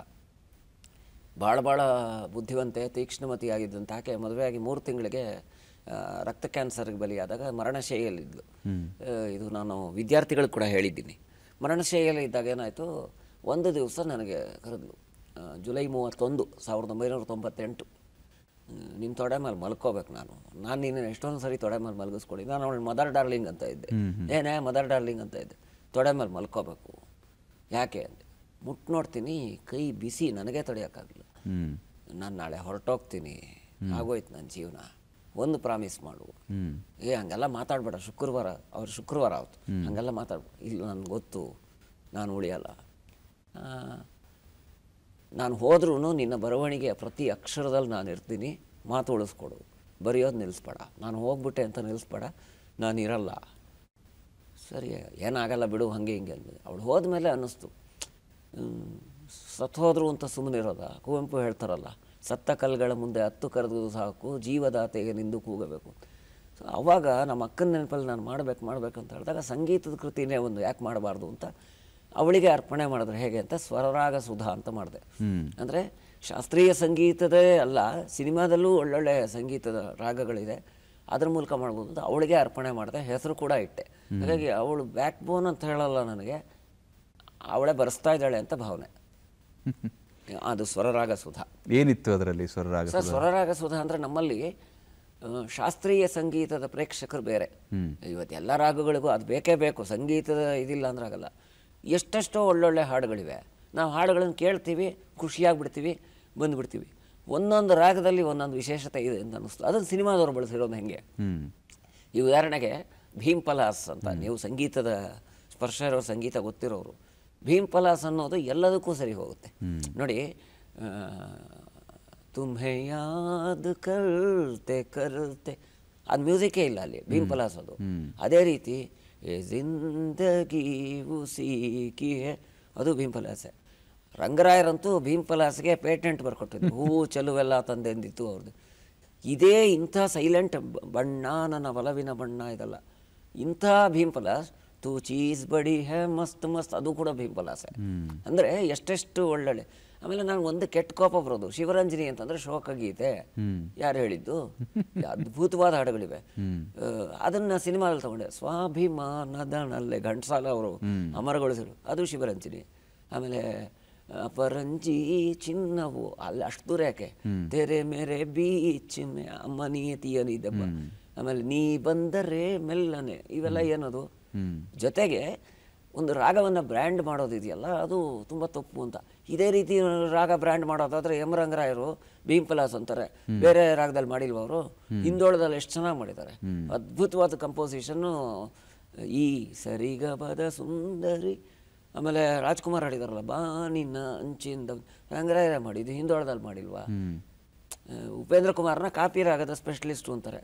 ಪುಟ್ಟಣ್ಣವರೇ ಮೆಚ್ಕೊಂಡಿದ್ದ ಹಾಡು ಮೋಹನ್ ರಾಗದಲ್ಲಿದೆ, ಈ ಸಂಭಾಷಣೆ, ಉಪೇಂದ್ರ ಕುಮಾರ್ ಅವ್ರ ಕಂಪೋಸಿಷನ್. ವಿಜಯ್ ಭಾಸ್ಕರ್ ಒಂದೇ ರಾಗ ಇಟ್ಕೊಂಡು ಹಿಂದೋಳದಲ್ಲೇ ಎಷ್ಟು ಜನ ನಟನ ವಿಶಾರದ ನಟಶೇಖರ ಹಿಂದೋಳ, ಭಾವವೆಂಬ ಹೂ ಅರಳಿ ಹಿಂದೋಳ, ಆಮೇಲೆ ಕಣ್ಣಾರೆ ಕಂಡೇನ ಕಾಮ್ ಹಿಂದೋಳ. ಹಾಗಾಗಿ ನಾವು ಬ್ರ್ಯಾಂಡ್ ಮಾಡಿ ಇದು ನನಗೆ ಅನ್ನಿಸ್ತು. ಆಮೇಲೆ ನಾವು ಭಾರತೀಯರ ಸಂಗೀತವನ್ನು ತಿಳ್ಕೊಂಡಿರೋದು, ರಿಚರ್ಡ್ ಬ್ರೌನ್ ಅನ್ನೋನು ಮೆಡಿಸಿನಾ ಮ್ಯೂಸಿಕಾ ಅಂತ ಬರೀತಾನೆ, ಅಂದರೆ ಅದಕ್ಕೆ ಔಷಧೀಯ ಕ್ವಾಲಿಟಿಗಳಿದೆ ಅಂತ. ಅದು ನನ್ನನ್ನು ಸೆಳೀತು. ಬೆಳಿಗ್ಗೆ ರಾಗ ಇದೆ, ಮಧ್ಯಾಹ್ನದ ರಾಗ ಇದೆ, ನಿಮಗೆ ಗೊತ್ತಿದೆ. ಹಾಗಾಗಿ ಅದು ನೋಡ್ಕೋಬೇಕು. ಒಂದೊಂದು ಹೊತ್ತಲ್ಲಿ ಹಾಡ್ತಾರೆ, ಎಷ್ಟು ಚೆನ್ನಾಗಿ ಬಳಸಿದ್ದಾರೆ. ನಾವು ಗುರುತಿಸಿಲ್ವಲ್ಲ, ನಮ್ಮ ಸಿನಿಮಾ ನಿರ್ದೇಶಕರನ್ನ ದೂರ ತಳ್ಳಿದ್ದೀವಿ ಅಂತ. ದರ್ಬಾರಿ ಕನ್ನಡ ರಾಗ ಕಿಂಗ್ ಆಫ್ ರಾಗಾಸ್ ಅಂತ ಕರೀತಾರೆ ಅದನ್ನ. ಕರೆಯೇ ಕೋಗಿಲೆ ಮಾಧವನ ಎಷ್ಟು ಒಳ್ಳೆ ಕಂಪೋಸಿಷನ್, ರಾಜನಾಗೇಂದ್ರ. ಅದೇ ರಾಜನಾಗೇಂದ್ರ ನಾನೇ ಭಾಗ್ಯವಂತ, ಅದು ದರ್ಬಾರಿ ಕನ್ನಡವೇ ಇದೆ. ಆಮೇಲೆ ಬಾಗಿಲ ತೆರೆದಿರುವೆ, ಯಾಕೆ ಗುರುತಿಸಲ್ಲ ನಾವು? ಅದು ರಾಜನಾಗೇಂದ್ರ ಅವ್ರಿರ್ಬೋದು, ಹಂಸಲೇಖ ಅವ್ರಿರ್ಬೋದು, ಸತ್ಯಂ ಇರ್ಬೋದು. ಚಾರುಕೇಶಿ ಇಟ್ಕೊಂಡು ಸತ್ಯಂ ಎಷ್ಟು ಚೆನ್ನಾಗಿ ಮಾಡಿದಾರೆ ಗೊತ್ತಾ? ನಮ್ಮ ಹೊಟ್ಟೆ ಉರಿಯುತ್ತೆ ಗಮನಿಸಲಿಲ್ಲ ಅಂತ. ಏನೆಂದು ಹಾಡಲಿ, ಅದು ರಫಿಯವರು ಹಾಡಿದ ಕನ್ನಡದ ಏಕೈಕ ಗೀತೆ. ನೀನೆಲ್ಲಿ ನಡೆವೆ ದೂರ, ಚಾರುಕೇಶಿ. ಭಾಷೆ ಯಾವುದಿರಲಿ, ಇದೇ ಚಾರುಕೇಶಿಯನ್ನು ಅವ್ರಿಸ್ ದಿಲ್ ಮೇ ಕ್ಯಾ ರಖಾ ಹೇ ಅಂತ ಬರುತ್ತೆ, ಕಲ್ಯಾಣ್ ಜಿ ಆನಂದ್ ಜಿ ಮಾಡಿದ್ರು, ಅದು ಚಾರುಕೇಶಿನೇ. ಬೇದರ್ದಿ ಬಾಲ್ ಮತುಜುಕೋ, ಅದು ಚಾರುಕೇಶಿನೇ. ಭಾಷೆ ಬೇರೆ ಇರ್ಬೋದು. ಅಣ್ಣವ್ರು ಹಾಡಿದಾರಲ್ಲ, ಟಿ ಜಿ ಲಿಂಗಪ್ಪನವ್ರ ಸಂಯೋಜನೆಯಲ್ಲಿ, ಬೊಂಬೆಯ ಆಟವಯ್ಯ ನೀ ಸೂತ್ರಧಾರಿ ನಾ ಪಾತ್ರಧಾರಿ, ಅದು ಚಾರುಕೇಶಿನೇ. ಇದೆಲ್ಲ ಯಾಕೆ ಗಮನಿಸಲ್ಲ ಅಂತ ನಂಗೆ ಅನಿಸ್ತು. ಸೊ ಸಾಹಿತ್ಯಕ್ಕೂ ಬೆಲೆ ಬರುತ್ತೆ, ಸಂಗೀತ. ಶಂಕರ್ ಜೈಕಿಶನ್ ಭೈರವಿ ರಾಗಾಧಾರಿತ ಪ್ರಿಯರು, ಮಗಳಿಗೆ ಭೈರವಿ ಜೈಕಿಶನ್ ಅಂತ ಹೆಸರಿಟ್ರು, ಜೈಕಿಶನ್. ಹಾಗಾದ್ರೆ ಅವ್ರು ಶಿವರಂಜನಿ ಏನು ಮಾಡಿಲ್ವಾ? ದಿಲ್ ಕೆ ಝರ್ರೋ ಕೆಮ್ಮೆ ತುಜ್ಕೋ ಭಿಟ್ಟಾಕರ್ ಶಿವರಂಜನಿ. ಒಂದು ಬ್ರ್ಯಾಂಡ್ ಮಾಡಬೇಕಾದ ಅಗತ್ಯ ಇಲ್ಲ ಅಂತ. ಹಾಗಾಗಿ ಅದು ಯೋಚನೆ ಮಾಡಿದೆ. ಒಬ್ಬರನ್ನ ಬ್ರ್ಯಾಂಡ್ ಮಾಡೋದು ನಂಗೆ ಇಷ್ಟ ಆಗಲ್ಲ. ಇವ್ರು ಹೀಗೆ ಇದಕ್ಕೆ ಅಂತ ಅಂದ್ಬಿಟ್ರೆ ಎಷ್ಟರ ಮಟ್ಟಿಗೆ ಸರಿ? ಸಂಗೀತದಲ್ಲೂ ಇಂಥ ಸ್ಪರ್ಶಗಳಿದೆ, ಅದನ್ನು ನೋಡ್ಬೇಕು ನಾವು ಅಂತ ಅಂದ್ಕೊಂಡು ಶುರು ಮಾಡಿದ್ದು ಸರ್. ಸ್ವರರಾಗ ಸುಧಾ ಹಾಗೆ ಮಾಡಿದ್ದು. ರಿವರ್ಸ್ ಮೆಕ್ಯಾನಿಸಮಲ್ಲಿ ಸಿನಿಮಾದವ್ರನ್ನು ಯಾಕೆ ತರಬಾರ್ದು ಇದರಲ್ಲಿ ಅಂತ. ಸಿನಿಮಾ ಮಾತ್ರ ಇಲ್ಲ, ಸ ಅಂದರೆ ಏನು, ಷಡ್ಜ, ರಿ ಅಂದರೆ ರಿಷಭ, ಈ ಥರದ್ದು ಇರುತ್ತಲ್ಲ, ಗಾಂಧಾರ, ಇದು ನೋಡ್ಕೊಂಡು ಆಮೇಲೆ ನಾನು ಯಾಕೆ ಕಂಪೋಸ್ ಮಾಡಬಾರ್ದು ಅಂತ ಅನ್ನಿಸ್ತು. ಕಂಪೋಸ್ ಮಾಡೋಕ್ಕೆ ಶುರು ಮಾಡಿದೆ. ಮೊದಲು ಕಂಪೋಸ್ ಮಾಡಿದ್ದ ಹಾಡು ಯಾವುದು? ನೀವೇ ಬರೆದಿದ್ರ ಅದನ್ನ ಅಥವಾ ಬೇರೆಯವರ ಸಾಹಿತ್ಯವನ್ನು ತಗೊಂಡು ಮಾಡಿದ್ರ? ಇದು ಅಗೇನ್ ಒಂದೊಂದು ಸತಿ ಇಂಗ್ಲೀಷ್ನಲ್ಲಿ ಹೇಳ್ತಾರೆ, some incidents are happy accidents ಅಂತ. ನನ್ನ ಜೀವನದಲ್ಲಿ ನಿಜ. ಯಾಕೆಂದರೆ ನಾನು ಈ ಸಂದರ್ಭದಲ್ಲಿ MA ಶೇಷಾದ್ರಿಪುರಂ ಕಾಲೇಜಲ್ಲಿ ಮಾಡಿದ್ದು. MA ನಲ್ಲಿ ಹೋಗಬೇಕಾದ್ರೆ ಅಲ್ಲೊಬ್ಬರು ಹೇಳಿದರು, ನಂಗೆ ಬೆಂಗಳೂರು ಯೂನಿವರ್ಸಿಟಿ ಸೀಟ್ ಸಿಗಲಿಲ್ಲ, ಒದ್ದಾಡ್ಕೊಂಡು ಹೋಗಿ ನಿಂತ್ಕೊಂಡು. ಅವರು ನೋಡಿ ಶೇಷಾದ್ರಿಪುರಂ ಇದು, ನಾನು ಯಾರು ಅಂತ ಆಮೇಲೆ ಹೇಳ್ತೀನಿ, ನಿಮಗೆ ಇಂತಿಂಥವ್ರು ಬರ್ತಾರೆ ಅಂದ್ರಪ್ಪ. ಸರಿ ಸರ್, ನಾನು ಇಲ್ಲೇ ಸೇರ್ತೀನಿ. ಯಾಕೆ ಗೊತ್ತಾ, ನಮ್ಗೆ ಎಂತೆಂಥವ್ರು ಬಂದರು ಅಂದರೆ ವಿಜಯೇಂದ್ರ ಅವರೇ, ನಮ್ಗೆ ಹಾಗೆ ಹೇಳಿದವರು ಡಾಕ್ಟರ್ ನರಹಳ್ಳಿ ಬಾಲಸುಬ್ರಹ್ಮಣ್ಯ, ನಮ್ಮ HOD ಆಗಿದ್ದರು. ಡಾಕ್ಟರ್ HS ವೆಂಕಟೇಶ್ ಮೂರ್ತಿ ನಮ್ಮ ಗುರುಗಳು, ಡಾಕ್ಟರ್ HS ರಾಘವೇಂದ್ರ ರಾವ್ ನಮ್ಮ ಗುರುಗಳು, ಪ್ರೊಫೆಸರ್ MH ಕೃಷ್ಣಯ್ಯನವ್ರು ನಮ್ಮ ಗುರುಗಳು, ಚಿ ಶ್ರೀನಿವಾಸರಾಜು ನಮ್ಮ ಗುರುಗಳು. ಅಯ್ಯೋ ರಾಮ, ಇದೇನಿದು. ಜೊತೆಗೆ ಎಲ್ಲದಕ್ಕಿಂತ ಮುಖ್ಯವಾಗಿ ಪ್ರೊಫೆಸರ್ ಆರಾಮಿತ್ರ ಅವ್ರು ನಮ್ಮ ಗುರು. ಅವರು ಒಂದು ಸರ್ತಿ ನಾನು ಹಾಡು ಬರ್ಕೊಂಡು ಹೋದಾಗ, ಸರ್ ನಮ್ಮಮ್ಮ ಶಾರದೆ ಉಮಾಮಹೇಶ್ವರಿ ಇದನ್ನು ನಾನು ಮೆಚ್ಕೊತಾರೆ ಅಂದ್ಕೊಂಡ್ರೆ, ಏನು ಮಾಡ್ತಾ ಇರೋದು ನೀನು ಅಂದರು. ನನಗೆ ಗಾಬರಿ ಆಗೋಯ್ತು. ಯಾಕೆ ಸರ್ ಅಂದೆ. ಯಾಕೆ ನಿಮ್ಮ ಮನೆ ಅಷ್ಟು ದೊಡ್ಡ ಸಂಗೀತದ ಮನೆತನ, ನೀನು ಬರೆಯೋಕ್ಕೆ ಹೋಗ್ತಾ ಇಲ್ವಾ ಅಂದರು. ಸರ್ ಅಂದೆ. ಬರೆದು ಸಂಗೀತ ಹಾಕು ಅಂದರು. ಸಾರ್ ಅಂದೆ. ಕಾಲೇಜಿಗೆ ರಜಾ ಹಾಕ್ಬೇಡ, 10 ದಿವಸ ಸಮಯ ಕೊಡ್ತೀನಿ, ಒಂದು 200 ಹಾಡು ಕಂಪೋಸ್ ಮಾಡೋಕ್ಕಾಗುತ್ತಾ ಅಂದರು. ನನಗೆ ಗಾಬರಿ. ಇಲ್ಲ ಅಂತೆಲ್ಲ ಹೇಳ್ಬೇಡ, ಮೂಟೆಗಳಾಗಬೇಡಿ, ಪೈರುಗಳಾಗಿ ಆಮೇಲೆ ಮೂಟೆಗಳಾಗಿ ಹೋಗಿ ಅಂದರು. 200 ಹಾಡು ಅವಾಗ ಬರೆದಿತ್ತು. ಆ ಹಾಡನ್ನು ಬರೆದ ಮೇಲೆ ಇಟ್ಕೊಂಡಿದ್ದೆ ಹಂಗೆ. ಅಮ್ಮ ಹಾಡಿದ್ರು, ಅದೇ ಟ್ಯೂನ್ನಲ್ಲಿ ನಾಡಿನ ಹಿರಿಯ ಗಾಯಕಿ ಕಸ್ತೂರಿ ಶಂಕರ್ ಅವ್ರಿಗೆ ಕಳಿಸ್ದೆ. ಮಾತೃ ಸಮಾನರಾದ ಕಸ್ತೂರಿ ಶಂಕರ್ ಅವ್ರು ಕಳಿಸಿದ್ರೆ, ಅವರು ನಮ್ಮಮ್ಮ ಹೆಂಗೆ ಹಾಡಿದ್ರು ಅದೇ ಮೋಹನ್ ಟ್ಯೂನಲ್ಲಿ ಹಾಡ್ಬಿಟ್ಟು ಚೆನ್ನಾಗಿದೆಯಾ ಪ್ರಸಾದ್ ಅಂದರು. ಶಾರದೆ ಮೇಲೆ ಬರೆದಿದ್ದು. ಅದಾದಮೇಲೆ ನಾನೇ ಕಂಪೋಸ್ ಮಾಡಲಿಕ್ಕೂ ಶುರು ಮಾಡಿದೆ. ಶಿವರಂಜನಿಯಲ್ಲೂ ಮಾಡಿದ್ದೀನಿ. 72 ಮೇಳಕರ್ತರಾಗಳು ಮಾಡೋ ಅವ್ರು ತೋರಿಸಿದಾಗ ನಾನು ಬೈದಿದ್ದು ಯಾಕೆ ಅಂತ ಗೊತ್ತಾಯ್ತೇನೋ, ನೀನು ಉದ್ಧಾರಕ್ಕೆ ಅಂತಂದರು. ಈಗಲೂ ಇದ್ದಾರೆ, 90 ವರ್ಷ ಅವರು, ಬೆಂಗಾವಲು. ನನಗೆ ಆ ಥರ ಎಲ್ಲ ರಾಗಗಳು. ಯಾವುದನ್ನ ಕಮಾಚ್ ಎಷ್ಟು ಚೆನ್ನಾಗಿರುತ್ತೆ ಗೊತ್ತಾ, ರಾಜ್ಕುಮಾರ್ ಹೇಳ್ತಾರೆ, ಸತ್ಯಭಾಮೆ ಸತ್ಯಭಾಮೆ ಕೋಪವೇನೆ, ಅದೇ ಸೀರಿಯಸ್ ಆಗು, ಕುಚ್ಚುತೋ ಲೋಗ್ ಕಹೆಂಗೆ, ಅದು ಕಮಾಚೆ. ಹಾಗಾಗಿ ಕಮಾಚು ಮಾಡಿದ್ದೀನಿ, ಭೈರವಿಯಲ್ಲಿ ಮಾಡಿದ್ದೀನಿ, ಪ್ರಶಾಂತವಾದ ರಾಗ ಎಲ್ಲ 72 ಮೇಳಕರ್ತರಲ್ಲಿ ಮಾಡಿದ್ದೀನಿ. ಕೆಲವನ್ನ ಫ್ಲೂಟ್ ಮೆಲೋಡಿ ಪ್ರೊಡಕ್ಷನ್ನು ಅದು ಇದು ಅಂದ್ಕೊಂಡು ಮಾಡಿದ್ದೀನಿ. ನಮ್ಮ ಚಿಕ್ಕಪ್ಪನ ತಂಗಿ ಅದಕ್ಕೆ ಸಹಕಾರ ಕೊಟ್ಟರು, ಮ್ಯೂಸಿಕ್ ಎಲ್ಲ ಮಾಡಿಸಿ ಡೈರೆಕ್ಷನ್ ಮಾಡಿದರು. ನಾನು ಮ್ಯೂಸಿಕ್ ಕಂಪೋಸ್ ಮಾಡಿದ್ದೆ, ಅವ್ರು ಡೈರೆಕ್ಷನ್ ಮಾಡಿದರು. ದೇವರ ಬಗ್ಗೆನೂ ನಾನು ಮಾಡಿದೆ. ಅದು ನನ್ನ ಪ್ರೀತಿಯ ಅನುಭವನ ಕೊಟ್ಟಿದ್ದು ದೇವರಿಹನು ಅಣ್ಣ, ದೇವರಿಹನು ಅಂತ ನಾನೇ ಬರೆದು ನಾನೇ ಕಂಪೋಸ್ ಮಾಡಿದ ಹಾಡು ಶಿವರಂಜನಿಯಲ್ಲಿ. ಅದು ನನಗೆ ಭಾಳ ಸಂತೋಷ ಕೊಡ್ತು. ನಿಮ್ಮ ಬರವಣಿಗೆಯ ಸಾಲುಗಳನ್ನು ಕೇಳಬೇಕು ಅಂತ ಆಸೆ. ಒಂದು ಯಾವುದಾದ್ರು ಕವಿತೆ ಅಥವಾ ನೀವು ಬರೆದಿರುವಂತಹ ಹಾಡಿನ ಸಾಲುಗಳನ್ನು ಹೇಳ್ಬೋದಾ? ಹಾಡುಗಳನ್ನು ಹೇಳೋದಾದರೆ, ದೇವರಿಹನು ಅಣ್ಣ ದೇವರಿಹನು, ಯಾರು ದೇವರು ಹಾಗಾದರೆ ಅಂತ. ತಾಯಿ ತೋರೋ ಪ್ರೀತಿಯಲ್ಲಿ, ತಂದೆ ನೀಡೋ ಮಮತೆಯಲ್ಲಿ, ಎಳೆ ಮಕ್ಕಳ ನಗುವಿನಲ್ಲಿ, ನಂಬಿ ನಡೆವ ಹಾದಿಯಲ್ಲಿ ದೇವರಿಹನು, ಅದು ಬರೆದೆ. ಅದಾದಮೇಲೆ ಯಾವಾಗ ಕೋವಿಡ್ ಟೈಮು, ನಿಮಗೆ ಗೊತ್ತಿರ್ಬೋದು, ಕೋವಿಡ್ ಟೈಮಲ್ಲಿ ಒಂದು ಅನ್ನಿಸ್ತು, ಏನದು ಕೋವಿಡ್ ಟೈಮಲ್ಲಿ ಆಚೆ ಓಡಾಡಬೇಡಿ ಅಲ್ಲ, ರೋಡಲ್ಲಿ ಓಡಾಡೋಕೆ ಇವ್ರ ಅಪ್ಪಣೆ ಕೇಳಬೇಕಾ ಅಂತ ಅನ್ನಿಸ್ತು ನನಗೆ. ಆವಾಗ ಬರೆದೆ, ನಡೆಯಲೆ ಮಗೆ ಅನ್ಯರ ಅಪ್ಪಣೆಯೂ ಬೇಕೆ, ಆಗಸವ ನೋಡಲು ನೂಕು ನುಗ್ಗಲೇಕೆ, ಜಗಕ್ಕೆ ತಿಳಿದ ಸತ್ಯವ ಕಿವಿಯಲ್ಲೂ ಸುರಬೇಕೆ ಅಂತ. ಹಾಗಾದ್ರೆ ದೇವ್ರು ಯಾರು ಬರೀತಾರೆ ಅಂದರೆ, ಕಾಮ ಕ್ರೋಧ ಲೋಭಗಳಲ್ಲಿ, ಮೋಹ ಮದ ಮತ್ಸರಗಳಲ್ಲಿ ಉರಿಯುವ ಜೀವಗಳಿಗೆ ದೈವ ಕಾಣನು ಅಂತ ಬರೆದೆ. ಹೀಗೆ ಬರೆದ ಮೇಲೆ ಅದು ಕಂಪೋಸ್ ಅದು ಶಿವರಂಜನಿ ಟೈಪಲ್ಲೇ ಮಾಡಿದೆ. ಹಾಗೆ ಬರೀತಾ ಹೋದದ್ದು. ಆಮೇಲೆ ಬಾಲ್ಯದಿಂದಲೇ ಬರ್ಕೊಂಬಂದಿದ್ದು ಸಾಹಿತ್ಯವಲ್ಲದ, ಅಂದರೆ ಗದ್ಯಕ್ಕೆ ಸಂಬಂಧಪಟ್ಟ ಗದ್ಯದ ಶೈಲಿಯಲ್ಲಿರುವ ಇದರಲ್ಲೂ ಮಾಡಿದ್ದೀನಿ. 5 ಮಾತ್ರಗಳ ಪ್ರಯೋಗ, 5 ಸಾಲುಗಳಲ್ಲಿ ಬರೆದಿದ್ದೀನಿ, ಷಟ್ಪದಿಯಲ್ಲಿ ಬರೆದಿದ್ದೀನಿ, ಹಾಡುಗಳ ರೂಪದಲ್ಲೂ ಬರೆದಿದ್ದೀನಿ ನಾನು. ಓಕೆ. ಹಾಗೆ ನೀವು ಮುಖ್ಯವಾಗಿ ಈ ಹಾಡುಗಳನ್ನು ಬರೆಯೋದು ಒಂದು ಕಡೆ ಆದರೆ, ಸ್ವತಃ ಉಪನ್ಯಾಸಕರಾಗಿ ಒಂದು 20 ವರ್ಷಗಳಿಗಿಂತ ಹೆಚ್ಚಿನ ಸೇವೆ ಸಲ್ಲಿಸಿದ್ರಿ. ನಿಮ್ಮಲ್ಲಿರುವಂತಹ ಈ ಸಾಹಿತ್ಯದ ಓಘ ಇರಬಹುದು, ಸಂಗೀತದ ಓಘ ಇರಬಹುದು, ಇವೆಲ್ಲವೂ ಕೂಡ ನಿಮ್ಮ ಟೀಚಿಂಗಲ್ಲಿ ಕಾಣುತ್ತಾ? ಸತ್ಯ. ಯಾಕೆಂದರೆ ಇವ್ಯಾವುದೂ ಪ್ರತ್ಯೇಕ ಅಲ್ಲ ಅಂತ ನನ್ನ ಭಾವನೆ. ಅಂದರೆ ಏನಾಗುತ್ತೆ, ಇವತ್ತು ನಾನು ಮೊದಲುಗೊಂಡು ಎಲ್ಲರೂ ನಾವೇನು ಮಾಡ್ತಾಯಿದ್ದೀವಿ, ಸಿಲೆಬಸ್ಸನ್ನು ತುಂಬ್ತಾ ಇದ್ದೀವಿ ಇವತ್ತಿನ ದೊಡ್ಡ ದೂರಂತ. ನನ್ನನ್ನು ಸೇರಿಸ್ಕೊಂಡು ನಾವೆಲ್ಲ ಏನು ಮಕ್ಕಳಿಗೆ ಸೆಮಿಸ್ಟ್ರುಗಳು ಅಥವಾ ವಾರ್ಷಿಕ ಪರೀಕ್ಷೆ ಅದರಲ್ಲಿ ತುಂಬಿಸು, ನಮ್ಮ ಕೆಲಸ ಮುಗೀತು, ಮೂಟೆಯಲ್ಲಿ ತುಂಬಿಸ್ತಾ ಇದ್ದೀವಿ. ಹಾಗಾದರೆ ಇದಕ್ಕೆ ಬೇರೆ ಇದಿಲ್ವಾ ಅಂತ. ಎಲ್ಲವನ್ನೂ ಕೆಲವು ಸತಿ ಏನಾಗುತ್ತೆ, ಕಷ್ಟಪಟ್ಟು ಪಾಠ ಮಾಡುವುದು ಬೇರೆ, ಇಷ್ಟಪಟ್ಟು ಪಾಠ ಮಾಡುವುದು ಬೇರೆ. ಯಾಕಂದ್ರೆ ನಮಗೆ ಸಿಕ್ಕಿದ ಮೇಷ್ಟ್ರುಗಳು ಆಗಿತ್ತು ವಿಜಯೇಂದ್ರ ಅವರೇ. ಇವತ್ತು ಎಲ್ಲರೂ ದೊಡ್ಡವರೇ. HS ವೆಂಕಟೇಶ್ ಮೂರ್ತಿ ಅವರು, ಏನ್ರೀ ಚೆನ್ನಾಗಿದ್ದೀರೇನ್ರೀ ಇನ್ನೂ ಒಂದು 3 ತಿಂಗಳ ಹಿಂದೆ ಅವರು ನಮ್ಮ ಗುರುಗಳು ಅಂದರೆ, MH ಕೃಷ್ಣಯ್ಯನವ್ರು ನಮ್ಮ ಗುರುಗಳು ಅಂದರೆ, ಇವತ್ತು ಅವ್ರು ಹಾಕ್ಕೊಟ್ಟ ದಾರಿಯಲ್ಲಿ ನಾನು ಹೋಗ್ತಾ ಇದ್ದೀನಿ. ನರಹಳ್ಳಿ ಬಾಲಸುಬ್ರಹ್ಮಣ್ಯ ಅವರು ನಮ್ಮ ಗುರುಗಳು. APS ಅಲ್ಲಿ ಡಾಕ್ಟರ್ ಗಣೇಶು, ಲೋಕೇಶ್ವರಪ್ಪ, ಸರಸ್ವತಿ ಮೇಡಮ್. ಸಾಹಿತ್ಯವನ್ನು ಈಗ ನೀವು ಮಾತಾಡ್ತಾ ಇದ್ದೀವಲ್ಲ, ಒಂಥರ ತಾಂತ್ರಿಕವಾಗಿ ಒಂಥರ ಒಂದು ರೀತಿಯ ಬಿಗಿ ಇಟ್ಕೊಂಡು ಮಾತಾಡಿದರೆ ಆತ್ಮೀಯತೆ ಬರಲ್ಲ. ಅಲ್ಲಿ ಏನೋ ಒಂದು ನಮ್ಮನ್ನು ಕಾಡ್ತಾ ಇರುತ್ತೆ. ನಾನು ಹಾಗೆ ಮಾಡೋದೇ ಇಲ್ಲ. ತಮಾಷೆನೂ ಇರಬೇಕು, ಸಹಜತೆಯೂ ಇರಬೇಕು. ನಾವು ಈ ಹುಡುಗರು ಏನೋ ಒಂದು ಹೇಳ್ತಾರೆ, ಅದನ್ನು ನಾವು ಎಂಜಾಯ್ ಮಾಡಬೇಕು. ಈ ಸಂದರ್ಭದಲ್ಲಿ ಒಂದು ಮಾತು ಹೇಳಬೇಕು ಅನ್ಸುತ್ತೆ ನನಗೆ. ಒಬ್ಬ ಹುಡುಗ ಅದೇನೋ ಕಾಚ್ ಪಿಚ್ ಅಂತ ಮಾತಾಡ್ದ. ನನಗೆ ಅರ್ಥನೇ ಆಗಲಿಲ್ಲ. ಲೇ, ಸರಿಯಾಗಿ ಮಾತಾಡು, ಅರ್ಥ ಆಗೋಗಿ ಮಾತಾಡು. ಏನು ಮಾತಾಡ್ತಾ ಇದೆಯಾ ನೀನು? ಬೇರೆಯವ್ರಾಗಿದ್ದರೆ ಸಾರಿ ಸರ್ ಅಂದ್ಬಿಡೋರು. ಅವನೇನಂದ ಗೊತ್ತಾ, ಸುಮ್ಮನೆ ರೀ ಸರ್, ನಾನೇನು ಮಾತಾಡಿದೆ, ನನಗೆ ಅರ್ಥ ಆಗಲಿಲ್ಲ, ನಿಮಗೆ ಹೆಂಗೆ ಅರ್ಥ ಆಗ್ಬೇಕು ಸರ್ ಅಂತ. ನನಗೆ ಹೆಂಗಾಗೋಯ್ತು ಅಂದರೆ, ಹೌದಲ್ವಾ, ಎಷ್ಟು ಚೆನ್ನಾಗಿ ತೊಗೊಳ್ತಾನದನ್ನ ಅಂತ. ಹಾಗಾಗಿ ಆ ಥರದ ಖುಷಿಯನ್ನು ನಾನು ಅನುಭವಿಸಿದ್ದೀನಿ. ಮತ್ತು ವ್ಯಾಲ್ಯೂಯೇಷನ್ಗೆ ಹೋದಾಗ ಹುಡುಗರು ಬರೆಯೋ ಒಳ್ಳೆ ಉತ್ತರಗಳನ್ನು ಖುಷಿ ಪಟ್ಟಿದ್ದೀನಿ. ಕೆಲವು ಸತಿ ವಿಚಿತ್ರವಾದ ಉತ್ತರಗಳು ಬರೀತಾರೆ. ದ್ರೌಪದಿ ಪೂರ್ಣಚಂದ್ರ ತೇಜಸ್ವಿನ ಭೇಟಿ ಮಾಡಿಕೊಂಡು ಕೈಲಾಸಕ್ಕೆ ಹೋಗಿ ಮತ್ತೆ ಭೀಮನ ಹತ್ರ ಬಂದು ಪಾಂಡವರ ಹತ್ರ ಹೋಗಿ ದುರ್ಯೋಧನನ ಹತ್ರ ಹೋಗಿ ಏನೇನೋ ಬರೀತಾರೆ. ಅದನ್ನು ಎಂಜಾಯ್ ಮಾಡ್ತೀವಿ. ಇದೆಲ್ಲ ಇರಬೇಕು ಅಂತ.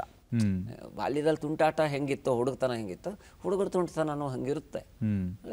ನಿಜ, ಹಾಗೆ ಇರಬೇಕು. ಅಲ್ಲ, ಇಲ್ಲದೆ ಇದ್ರೆ ಅದು ಅಸಹಜ. ರನ್ನ ಕಪಿಗೆ ಚಪಲತೆ ಸಹಜಂ ಅಂತಾನೆ. ಕಪಿಗೆ ಚೇಷ್ಟೆ ಮಾಡೋದು ಸಹಜ. ಅದು ಮಂಗನ್ ಥರ ನಾವು ಆ ಥರ ಚೇಷ್ಟೆ ಮಾಡಿದ್ರೆ ನಮ್ಗೆ ಅಸಹಜ. ಅದು ಹುಡುಗ ಬುದ್ಧಿ, ಅದು ಇರಲೇಬೇಕು. ಹುಡುಗ ಒಬ್ಬ 70 ವರ್ಷದ ಮುದುಕನ ಥರ ಮಾತಾಡ್ಬಿಟ್ರೆ ಅದು ಅಸಹಜ. ಇದೆಲ್ಲ ನಾನು ಎಂಜಾಯ್ ಮಾಡ್ತೀನಿ. ನೀವು ಬಹಳ ಅಂದರೆ ಇಷ್ಟು ವರ್ಷ ಆಫ್ಕೋರ್ಸ್ ನೀವು ಹೇಳ್ತಿರೋ ಹಾಗೆ ಸಿಲೆಬಸ್ಸನ್ನೇ ಟೀಚ್ ಮಾಡ್ತೀನಿ ಅಂತಂದ್ರು ಕೂಡ ಕನ್ನಡದ ಶಿಕ್ಷಕರಾಗಿ, ಕನ್ನಡದ ಉಪನ್ಯಾಸಕರಾಗಿ ನಿಮಗೆ ಬಹಳ ಇಷ್ಟ ಆದಂತಹ ನಿಮ್ಮ ಪಠ್ಯಭಾಗ ಯಾವುದು ಅಂತ ಕೇಳಬಹುದು? ಪಠ್ಯಭಾಗಗಳು ಭಾಳ ಪ್ರೀತಿಯಾದ್ದಿದೆ. ನಾನು ಯಾವಾಗಲೂ ಹೇಳೋದು ಅದೇನೆ. ಈಗಲೂ ಕೂಡ ನಾನು ಮೊನ್ನೆ ಮಾಲತಿ ಪಟ್ಟಣ ಶೆಟ್ಟಿ ಅವ್ರು ಬರೆದನ ಬರೀ ಭ್ರೂಣವಲ್ಲ ಹಾಕಿ ಅವ್ರು ಸಿಕ್ಕಿದ್ದಾಗ ಧಾರವಾಡದಲ್ಲಿ ಹೇಳಿದೆ, ಸಿಲೆಬಸ್ಗಳಲ್ಲಿ ನಾವು ಪಾಠ ಮಾಡ್ತಾ ಇರ್ತೀವಮ್ಮ, ನಿಮ್ಮ ನಾ ಬರೀ ಭ್ರೂಣವಲ್ಲ ಸದಾಕಾಲ ನಿಂತ್ಕೊಳ್ಳುತ್ತೆ ಅಂತ. ಆಮೇಲೆ ಎಂದಿಗೆ ಅಂತ ರಾಮಚಂದ್ರ ಶರ್ಮಾ ಅವ್ರದ್ದು ಮೊದಲ PUC ಯಲ್ಲಿರೋದು. ಎಂದಿಗೆ ನಮ್ಮ ನಾಡ ಮಂದಿಗೆ ತಿಳಿವು ಹೊಳೆವುದೆಂದಿಗೆ, ಅಳಿದ ಸಿರಿಯ ಅಣಕವಾಡು ಒಂದೇ ಸಮನೆ ನಡೆದಿದೆ ಅಂತ. ನೆನ್ನೆ ನಡೆದ ಭೂತಕಾಲದ ಗಣವೇ ಇನ್ನೂ ನೆನೆಸ್ಕೊಳ್ತಾ ಇದ್ದೀರಾ ಅಂತ. ನಿಜ ಅನಿಸುತ್ತದು. ಯಾಕಂದ್ರೆ ನನ್ನನ್ನು ಚಿಂತನೆಗೆ ಒಳಪಡಿಸ್ತು. ಯಾಕಂದರೆ ವಿಜಯೇಂದ್ರ ಅವರೇ, ಬ್ರಿಟಿಷರು ನಮ್ಮನ್ನು ಆಳಿದರು ನಿಜ, ನಾವು ಅವ್ರು ನಿಂತು ತುಳಿಸ್ಕೊಂಡ್ವಿ. ಆದರೆ ಇವತ್ತು ನಮ್ಮನ್ನು ತುಳಿತಾ ಇರೋದು ನಮ್ಮೊಳಗೆ ಇರುವ ಬ್ರಿಟಿಷರು. ಅವ್ನು ಮುಂದೆ ಬಂದುಬಿಟ್ರೆ ಕಷ್ಟ, ಅವನು ಬೆಳೆದ್ರೆ ಕಷ್ಟ ಅಂಥೇಳಿ ತುಳಿತಾ ಇದ್ದಾರೆ. ಹಾಗಾದ್ರೆ ಬ್ರಿಟಿಷರು ನಾವಾಗಿದ್ದೀವಿ, ನಮ್ಮವರ ದಾಸ್ಯಕ್ಕೆ ನಾವೇ ಬಲಿಯಾಗ್ತಾ ಇದ್ದೀವಿ ಅಂತ. ನಮ್ಮವರ ದಾಸ್ಯಕ್ಕೆ. ಹಾಗಾಗಿ ಇವನು ಬೆಳೆದ್ರೆ ಕಷ್ಟ, ಇವನು ಎಲ್ಲಿಟ್ಟಿರಬೇಕೋ ಅಲ್ಲಿಟ್ಟಿರ್ಬೇಕು. ಮತ್ತು ಒಬ್ಬ ವ್ಯಕ್ತಿಗಳನ್ನು ಬೆಳೆಸೋದಕ್ಕೂ ಕೆಲವರು ಯೋಚನೆ ಮಾಡಲ್ಲ. ಯಾಕೆಂದರೆ ಅವ್ರಿಗೂ ಬೇಕಾಗಿರಲ್ಲ ಅದು. ಅದೆಲ್ಲ ಬರುತ್ತೆ ಎಂದಿಗೆ ಪದ್ಯದಲ್ಲಿ. ಇವನು ಮುಂದೆ ಬಂದ್ಬಿಟ್ರೆ ಹೆಂಗೆ, ಆ ಬ್ರಿಟಿಷರು ನಮ್ಮನ್ನು ತುಳಿದಿದ್ದೆ, ನಮ್ಮವರೇ ನಮ್ಮನ್ನು ತುಳಿತಾ ಇದ್ದಾರೆ. ಗುರುತಿಸದೇ ಇರುವ ಕುರುಡ್ತನ ಇದೆಯಲ್ಲ, ಕೇಳಿಸ್ಕೊಳ್ದೇ ಇರೋ ಕಿವುಡ್ತನ. ಎಷ್ಟೇ ಸಾಧನೆ ಮಾಡಿದ್ರು ಸಿಗಬೇಕಾದ ಬೆಲೆ ಸಿಗದೇ ಇದ್ದರೆ, ರಾಜಶೇಖರ ಒಂದು ಕಡೆ ಹೇಳ್ತಾನೆ ಕಾವ್ಯಮೀಮಾಂಸೆಯಲ್ಲಿ, ಗೀತ ಸೂಕ್ತಿ ರತಿಕ್ರಾಂತೆ ಸ್ತೋತ ದೇಶಾಂತರ ಸ್ಥಿತಿ ಪ್ರತ್ಯಕ್ಷ ಕವಿ ಕಾವ್ಯದು ಸಾವಜ್ಞ ಸಮಹತ್ತೀಪಿಯಿಂದ. ಅದರ ಅರ್ಥ, ಬದುಕಿದ್ದಾಗ ನೀನು ಆ ವ್ಯಕ್ತಿಯನ್ನು ಗುರುತಿಸ್ತೀರ, ದೇಶಾಂತರ ಹೋದಾಗ ಸತ್ವೋದಾಗ ಹಾರ ಹಾಕಿದ್ರೇನು, ಹೊಗಳಿ ಅಟ್ಟಕ್ಕೇರಿಸಿದ್ರೇನು, ಏನು ಪ್ರಯೋಜನ ಅಂತ. ಹೀಗೆ ಆಗುತ್ತೆ. ಅದು ಎಂದಿಗೆ ಪದ್ಯ ನಾನು ಇವತ್ತಿಗೂ ಕಾಡುತ್ತೆ, ಎಂದೆಂದಿಗೂ ಕಾಡುತ್ತೆ ಎಂದಿಗೆ ಪದ್ಯ. ಆಮೇಲೆ ನಾ ಬರೀ ಭ್ರೂಣವಲ್ಲ, ಆಮೇಲೆ ಆಯ್ಕೆ ಇದೆ ನಮ್ಮ ಕೈಯಲ್ಲಿ ಅಂತಿದೆ. ಆಮೇಲೆ ಕುಮಾರವ್ಯಾಸನ ಪದ್ಯಗಳು ನನಗೆ ಇವತ್ತಿಗೂ ಕಾಡುತ್ತೆ. ಕುಮಾರವ್ಯಾಸನ ಸಾಲುಗಳು ನನಗೆ ಕಾಡುತ್ತೆ, ರನ್ನನ ಸಾಲುಗಳು ಕಾಣುತ್ತೆ. ಜನ್ನನ ಯಶೋಧರ ಚರಿತೆನ ಮಾಡಿದ್ದೀನಿ. ಮನಸ್ಸಿಜನ ಮಾಯ ವಿಧಿ ಬೆಳಸಂದ ನೆರಂಬಡಿಯ ಕೊಂದು ಕೂಗದೆ ನೆರರಂ ಚಿತ್ರಮ ಪಾತ್ರೆ ರಮತೇನಾರಿ ಬೆಂದ ಬಿದಿಗೆ ಕಣ್ಣಿಲ್ಲಕ್ಕುಂ, ಇಂಥ ಸಾಲುಗಳು ಅಂತ. ಅವೆಲ್ಲ ನನಗೆ ಇವತ್ತಿಗೂ ಕಾಡ್ತಾ ಇರುತ್ತೆ. ಬಹುಶಃ ಮುಂದೆನೂ ಹಾಗೆ ಕಾಡಬೇಕು. ಬೇಂದ್ರೆ ಅವ್ರು ಹೇಳ್ತಾರಲ್ಲ, ಅನ್ನಬಹುದೇನಯ್ಯ ಹಾಡು ಮುಗಿಯಿತೆಂದು ಜನ್ಮದ ಆಕಾಶದಲ್ಲದರ ಬೇರು ಕವಿಯು ಆಗಸ ದೇಹಿ ಅವನು ಮಾನಸ ಪುತ್ರ. ಕಾಡ್ತಾ ಇರಬೇಕು. ಅಲ್ಲ, ನೀವು ಹೇಳ್ತಾ ಇದ್ದರೆ ಎದುರುಗಡೆ ನನ್ನ ಮೇಷ್ಟ್ರು ಕೂತಿದ್ದಾರೆ, ಅವ್ರು ಪಾಠ ಮಾಡ್ತಿದ್ದಾರೆ, ನನಗೆ ಸುಮ್ಮನಿರ್ಬೇಕು ನಾನು ಅಂತ ಅನಿಸುತ್ತೆ ನನಗೆ. ಆಮೇಲೆ ಮುಖ್ಯವಾಗಿ ನಿಮ್ಮ ಉಪನ್ಯಾಸಗಳಲ್ಲಿ, ನೀವೇನು ಕನ್ನಡದಲ್ಲೂ ಉಪನ್ಯಾಸಗಳನ್ನು ಮಾಡಿದಿರಿ, ಇಂಗ್ಲೀಷ್ನಲ್ಲೂ ಉಪನ್ಯಾಸಗಳನ್ನು ಮಾಡಿದಿರಿ. ಈ ಉಪನ್ಯಾಸ ಮಾಲಿಕೆಗಳ ಪ್ರಮುಖ ಸಬ್ಜೆಕ್ಟ್ಗಳನ್ನು ನೀವೇನು ಆಯ್ಕೆ ಮಾಡ್ಕೋತಿದ್ರಿ, ಅದರ ಮಾನದಂಡಗಳೇನಿತ್ತು? ಅಥವಾ ಈ ವಿಷಯ ಕೊಟ್ಟು ಮಾತಾಡಿ ಅಂತ ನಿಮಗೆ ಹೇಳ್ತಿದ್ರ, ಅಥವಾ ನೀವು ಆ ವಿಷಯಗಳನ್ನು ಆಯ್ಕೆ ಮಾಡ್ಕೋತಿದ್ರ? ಎರಡೂ ಆಗ್ತಾ ಇತ್ತು. ಯಾಕಂದ್ರೆ ನಾನು ಮೊದಲು ಬರೆದದ್ದೇ ಇಂಗ್ಲೀಷ್ನಲ್ಲಿ, 250 ಲೇಖನ ಇಂಗ್ಲೀಷಲ್ಲಿ ಬರೆದಿದ್ದೀನಿ. ಈ ಸಂದರ್ಭದಲ್ಲಿ ಒಂದು ಬರುತ್ತೆ, ನಾನು ಅಣ್ಣವ್ರದ್ದೊಂದು ಹಾಡಿದೆ, ನೀನೆಲ್ಲೋ ನಾನಲ್ಲೇ ಈ ಜೀವ. ಆ ಹಾಡು ಬರೋದು ನಾವು ಅವಾಗ ಚಿಕ್ಕ ಹುಡುಗರು. ಒಂದು ದಿವಸ ನಾನೇನು ಮಾಡಿದೆ, ನಾನು ನಮ್ಮ ಅಕ್ಕ ಆಟ ಆಡ್ತಾ, ನೂವೆಕ್ಕಡೋ ನೇನ ಕಡೆ ನೀ ತೋಡೆ ಉಂಟಾನೆ ಅಂದ್ಬಿಟ್ಟೆ. ನಮ್ಮ ಅಕ್ಕ ಯೋಗ್ಯತೆ ಇದ್ದು ತೆಲುಗಲ್ಲಿ ಬರೀ ಹಾಡನ್ನು ತೆಲುಗಲ್ಲಿ ಹೇಳಿ ಅಧ್ವಾನ ಮಾಡೋದಲ್ಲ, ಯೋಗ್ಯತೆ ಇದೆಯಾ ಅಂದು. ಹಂಗಂತೀಯಾ ಅನ್ನು ಕೊಡ್ತೀನಿ ಪೆನ್ಸಿಲಲ್ಲಿ ಬರೀ ಫಸ್ಟ್ ನಿಂದು ಯೋಗ್ತೆಗೆ ಯಾವುದೋ ಪೇಪರ್ ತೊಗೊಂಡು ತೆಲುಗಿನಲ್ಲಿ ಬರೆದಿದ್ದೆ ಪದ್ಯ. ಅವಳು ಹೇಳಿದ್ಲಲ್ಲ ಅಂದ್ಬಿಟ್ಟು ನಂಗೆ ಇನ್ನೂ ಚೆನ್ನಾಗಿ ನೆನಪಿದೆ. ರಂಗುಲ ಚಿಲಕ ಗುರುತಿస్తుంది ನಾ ಪಾಠ, ನಾ ಊಪಿರಿ ಊಪಿರಿ ನಾ ಪೈ ನೀ ಪೈ ಮಧುರಿಮಲೋ ಅಂತ ಬರೆದಿದ್ದೆ. ಆವಾಗ ನಮ್ಮ ತಂದೆ ಮೆಚ್ಕೊಂಡಿದ್ರು, ತೆಲುಗಲ್ಲಿ ಬರೆದಿದ್ಯಾ ಅಂತ. ಇಲ್ಲಿ ಹಿಂದಿಯಲ್ಲಿ ಕೂಡ ಕವಿತೆಗಳನ್ನು ಬರೆದಿದ್ದೀನಿ. ಸಂಸ್ಕೃತದಲ್ಲಿ ಕೆಲವು ಶ್ಲೋಕಗಳನ್ನು ಕನ್ನಡಕ್ಕೆ ತಂದಿದ್ದೀನಿ. ಫ್ರೆಂಚ್ ಕ್ಲಾಸ್ಗೂ ಹೋಗ್ತಾ ಇದ್ದೆ. ಕನ್ನಡ, ಇಂಗ್ಲೀಷು, ಹಿಂದಿ, ತೆಲುಗು, ತಮಿಳು. ನಮ್ಮನೆ ಪಕ್ಕದ ಮನೆಯವರು ತಮಿಳ್ನವರೇ ಇದ್ದಿದ್ದು, ಹಾಗಾಗಿ ತಮಿಳು ಬರೋದು. ತಮಿಳು ಹಾಡುಗಳನ್ನು ಕೇಳ್ತೀವಿ. ತಮಿಳು ಹಾಡುಗಳು ಫಸ್ಟ್ ಅರ್ಥ ಆಗ್ತಿರಲಿಲ್ಲ, ಬಟ್ ಎಷ್ಟೆಷ್ಟು ಒಳ್ಳೆ ಮೀನಿಂಗ್ ಇದೆ ಅಂತ. ಒಂದು ಹಾಡಿದೆ, ಬುದ್ಧಿಯುಳ್ಳ ಮನಿದರಲ್ಲ ವೆಟ್ರಿ ಕಾಣ್ಬೋದಿಲ್ಲ, ವೆಟ್ರ ಮನಿದರಲ್ಲ ಬುದ್ಧಿ ಸಾಲಿ ಇಲ್ಲ. ಕರೆಕ್ಟ್ ಅದು.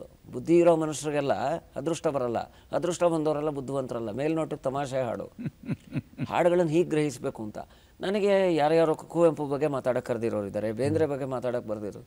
ಇದೆಲ್ಲ ಮಾಡ್ತಾ ಇದ್ದೆ. ಭಾಷಣದ ಜೊತೆಗೆ ನನಗೆ ಯಾರೋ ಒಬ್ಬರು ಹೇಳಿದರು, why don't you write in different subjects ಅಂತ. ಆವಾಗ ಮೈಕ್ರೋಬಯಾಲಜಿಯಲ್ಲಿ ಕೂಡ ಬರೆಯೋಕ್ಕೆ ಶುರು ಮಾಡಿದೆ. ಮೈಕ್ರೋಬಯಾಲಜಿ ಅಂದ ತಕ್ಷಣ ನನಗೇನೋ ಗೊತ್ತಿದೆ ಅಂತಲ್ಲ, ನಾನು ಮ್ಯಾಥ್ಸು ಸೈನ್ಸಲ್ಲೇ SLCಲಿ ಫೇಲ್ ಆದವನು. ಮೈಕ್ರೋಬಯಾಲಜಿಲಿ ಯಾಕೆ ಬರದೆ ಅಂದರೆ, ಈಗ ನಾಯಿ ಅಂದರೆ ನಿಮಗೆ ಅರ್ಥ ಆಗುತ್ತೆ ಅಲ್ವಾ. ಆದರೆ ಇದರಲ್ಲಿ ಮೈಕ್ರೋಬಯಾಲಜಿಲಿ ಏನಂತಾರೆ, ಕ್ಯಾನಿಸ್ ಲೂಪಸ್ ಫೆಮಿಲಿಯಾರಿಸ್ ಅಂತಾರೆ. ಹೌದಲ್ವ, ತಿಳ್ಕೊಬೋದು. ಸ್ಕ್ವಮ್ಯಾಟ ಅಂದ್ಬಿಡ್ತೀವಿ ನಾವು. ಸ್ಕ್ವಮ್ಯಾಟ ಅಂದರೆ ಏನು? ಈ ರೆಪ್ಟೈಲ್ಸ್ ಇರ್ತಾವಲ್ಲ, ಸರೀಸೃಪಗಳ ಗುಂಪಿಗೆ ಹೇಳೋದು. ಹೌದಲ್ವ, ಎಷ್ಟೋ ವಿಷಯ ತಿಳ್ಕೊಬೋದು. ಆಮೇಲೆ ನಾವೇನೋ ನಜ ಅಂತೀವಿ, ನಿಜ ಗೊತ್ತು ನಮಗೆ. ನಜ ಅಂದರೆ ಭಾರತೀಯ ನಾಗರಹಾವು. ಆಮೇಲೆ ಎಷ್ಟೋ ವಿಷಯಗಳು, ಗ್ಯಾಮಸ್ ಡೊಮೆಸ್ಟಿಕಸ್ ಅಂದರೆ ಕೋಳಿಗೆ ಅನ್ನೋದು ಶುರು ಮಾಡಿದೆ. ಆಮೇಲೆ ಸಾಹಿತ್ಯದಲ್ಲಿ ನಾನು ಇಂಗ್ಲೀಷಲ್ಲೂ ಮಾತಾಡಿದ್ದೀನಿ, ಬೇಂದ್ರೆ ಅವ್ರ ಬಗ್ಗೆ ಮಾತಾಡಿದ್ದೀನಿ, ಸಾಹಿತ್ಯದ ಬಗ್ಗೆ, ತಂತ್ರಜ್ಞಾನ, ವಿಜ್ಞಾನ ಇದು ಮಾತಾಡಿದ್ದೀನಿ. ಮತ್ತು ತಂತ್ರಜ್ಞಾನದ ಹೆಸರಿನಲ್ಲಿ ನಾವು ಮಾಡ್ತಾರೋ ಮೋಸಗಳು. ಒಂದೊಂದು ಸರಿ ವಿಷಯ ಕೊಡೋರು, ಒಂದೊಂದು ಸರಿ ಪ್ರಸಾದ್ ಇದ್ರ ಬಗ್ಗೆ ಮಾತಾಡ್ಬಿಡಪ್ಪ ಅಂತ ಹೇಳೋರು. ಈ ದೃಷ್ಟಿಯಲ್ಲಿ ನಾನು ಮೊದಲನೇ ಧನ್ಯವಾದ ಹೇಳಬೇಕಾದ್ದು, ಬೆಂಗಳೂರು ನನ್ನ ನೆಲ, ನಾನಿರುವ ನೆಲೆ ಕೋಲಾರ. ಈಗ ಕೋಲಾರದಲ್ಲಿ ವಾಸ, ಹೆಸರು ಶ್ರೀನಿವಾಸ, KGF ಕೆಲಸ. ಬಟ್ ನಾನು ಬೆಂಗಳೂರಿನಿಂದ ಬಂದಾಗ, ಇವನು ಬೆಂಗಳೂರಿಂದ ಬಂದವನು ಅಂತ ಯಾವುದೇ ರೀತಿಯ ತಾರತಮ್ಯ ಮಾಡಿದೆ. ನಮ್ಮ ಹುಡುಗ ಅಂಥೇಳಿ ಇವತ್ತಿಗೂ, ಕೋಲಾರ ಜಿಲ್ಲೆಗೆ ನಾನು ಬಂದ 16 ವರ್ಷ ಆಯಿತು. ಕೋಲಾರ ಜಿಲ್ಲೆಯ ಸಮಸ್ತರಿಗೂ ನಾನು ಒಂದು ಕೃತಿ ಬರೆದ್ರೆ ನಾನು ಮೆಚ್ಕೊಳ್ಳಲ್ಲ, ಅವರೇ ನಮ್ಮದು ಅಂತ ಹೊತ್ತು ಮರೆಸ್ತಾರೆ. ಇಡೀ ಕೋಲಾರ ಜಿಲ್ಲೆಯ ಪ್ರತಿಯೊಬ್ಬ ಜನತೆಗೂ ಹೃದಯ ತುಂಬಿದ ನಮಸ್ಕಾರ. ನಾನು ಅವ್ರು ಹೇಳಿದ್ದಕ್ಕೆ ಅವ್ರು ಹುಡ್ಕೊಂಡು ಶ್ರೀನಿವಾಸ್ ಪ್ರಸಾದ್ ಕೊಡೋಣ ಚಾನ್ಸ್, ನೀನು ಮಾತಾಡು, ಅವ್ನು ಮಾತಾಡ್ತಾನೆ ಅಂಥೇಳಿ ಎಷ್ಟು ಖುಷಿ ಪಡ್ತಾರೆ ಅಂತಂದರೆ, ಕೋಲಾರ ಜಿಲ್ಲೆಯ ಪ್ರತಿಯೊಬ್ಬ ಜನತೆಗೂ ನಾನು ಥ್ಯಾಂಕ್ಸ್ ಹೇಳಬೇಕು. ಕೋಲಾರ ಜಿಲ್ಲೆಗೆ ನಾನು ಕರ್ಕೊಂಬಂದಿದ್ದು ನಮ್ಮ ಅಂಕಲ್ ಮುರಳೀಧರ್ ಅಂತ, ಅವ್ರಿಗೂ ಥ್ಯಾಂಕ್ಸ್ ಹೇಳಬೇಕು. ಆ ಉತ್ಸಾಹ ಇರೋದರಿಂದ ನಾನು ಸುಮಾರು ವಿಷಯ, ಒಂದು 500 ವಿಜಯೇಂದ್ರ ಅವರೇ 550 ಉಪನ್ಯಾಸ ಕೊಟ್ಟಿರ್ಬೋದು ಈಗಾಗಲೇ.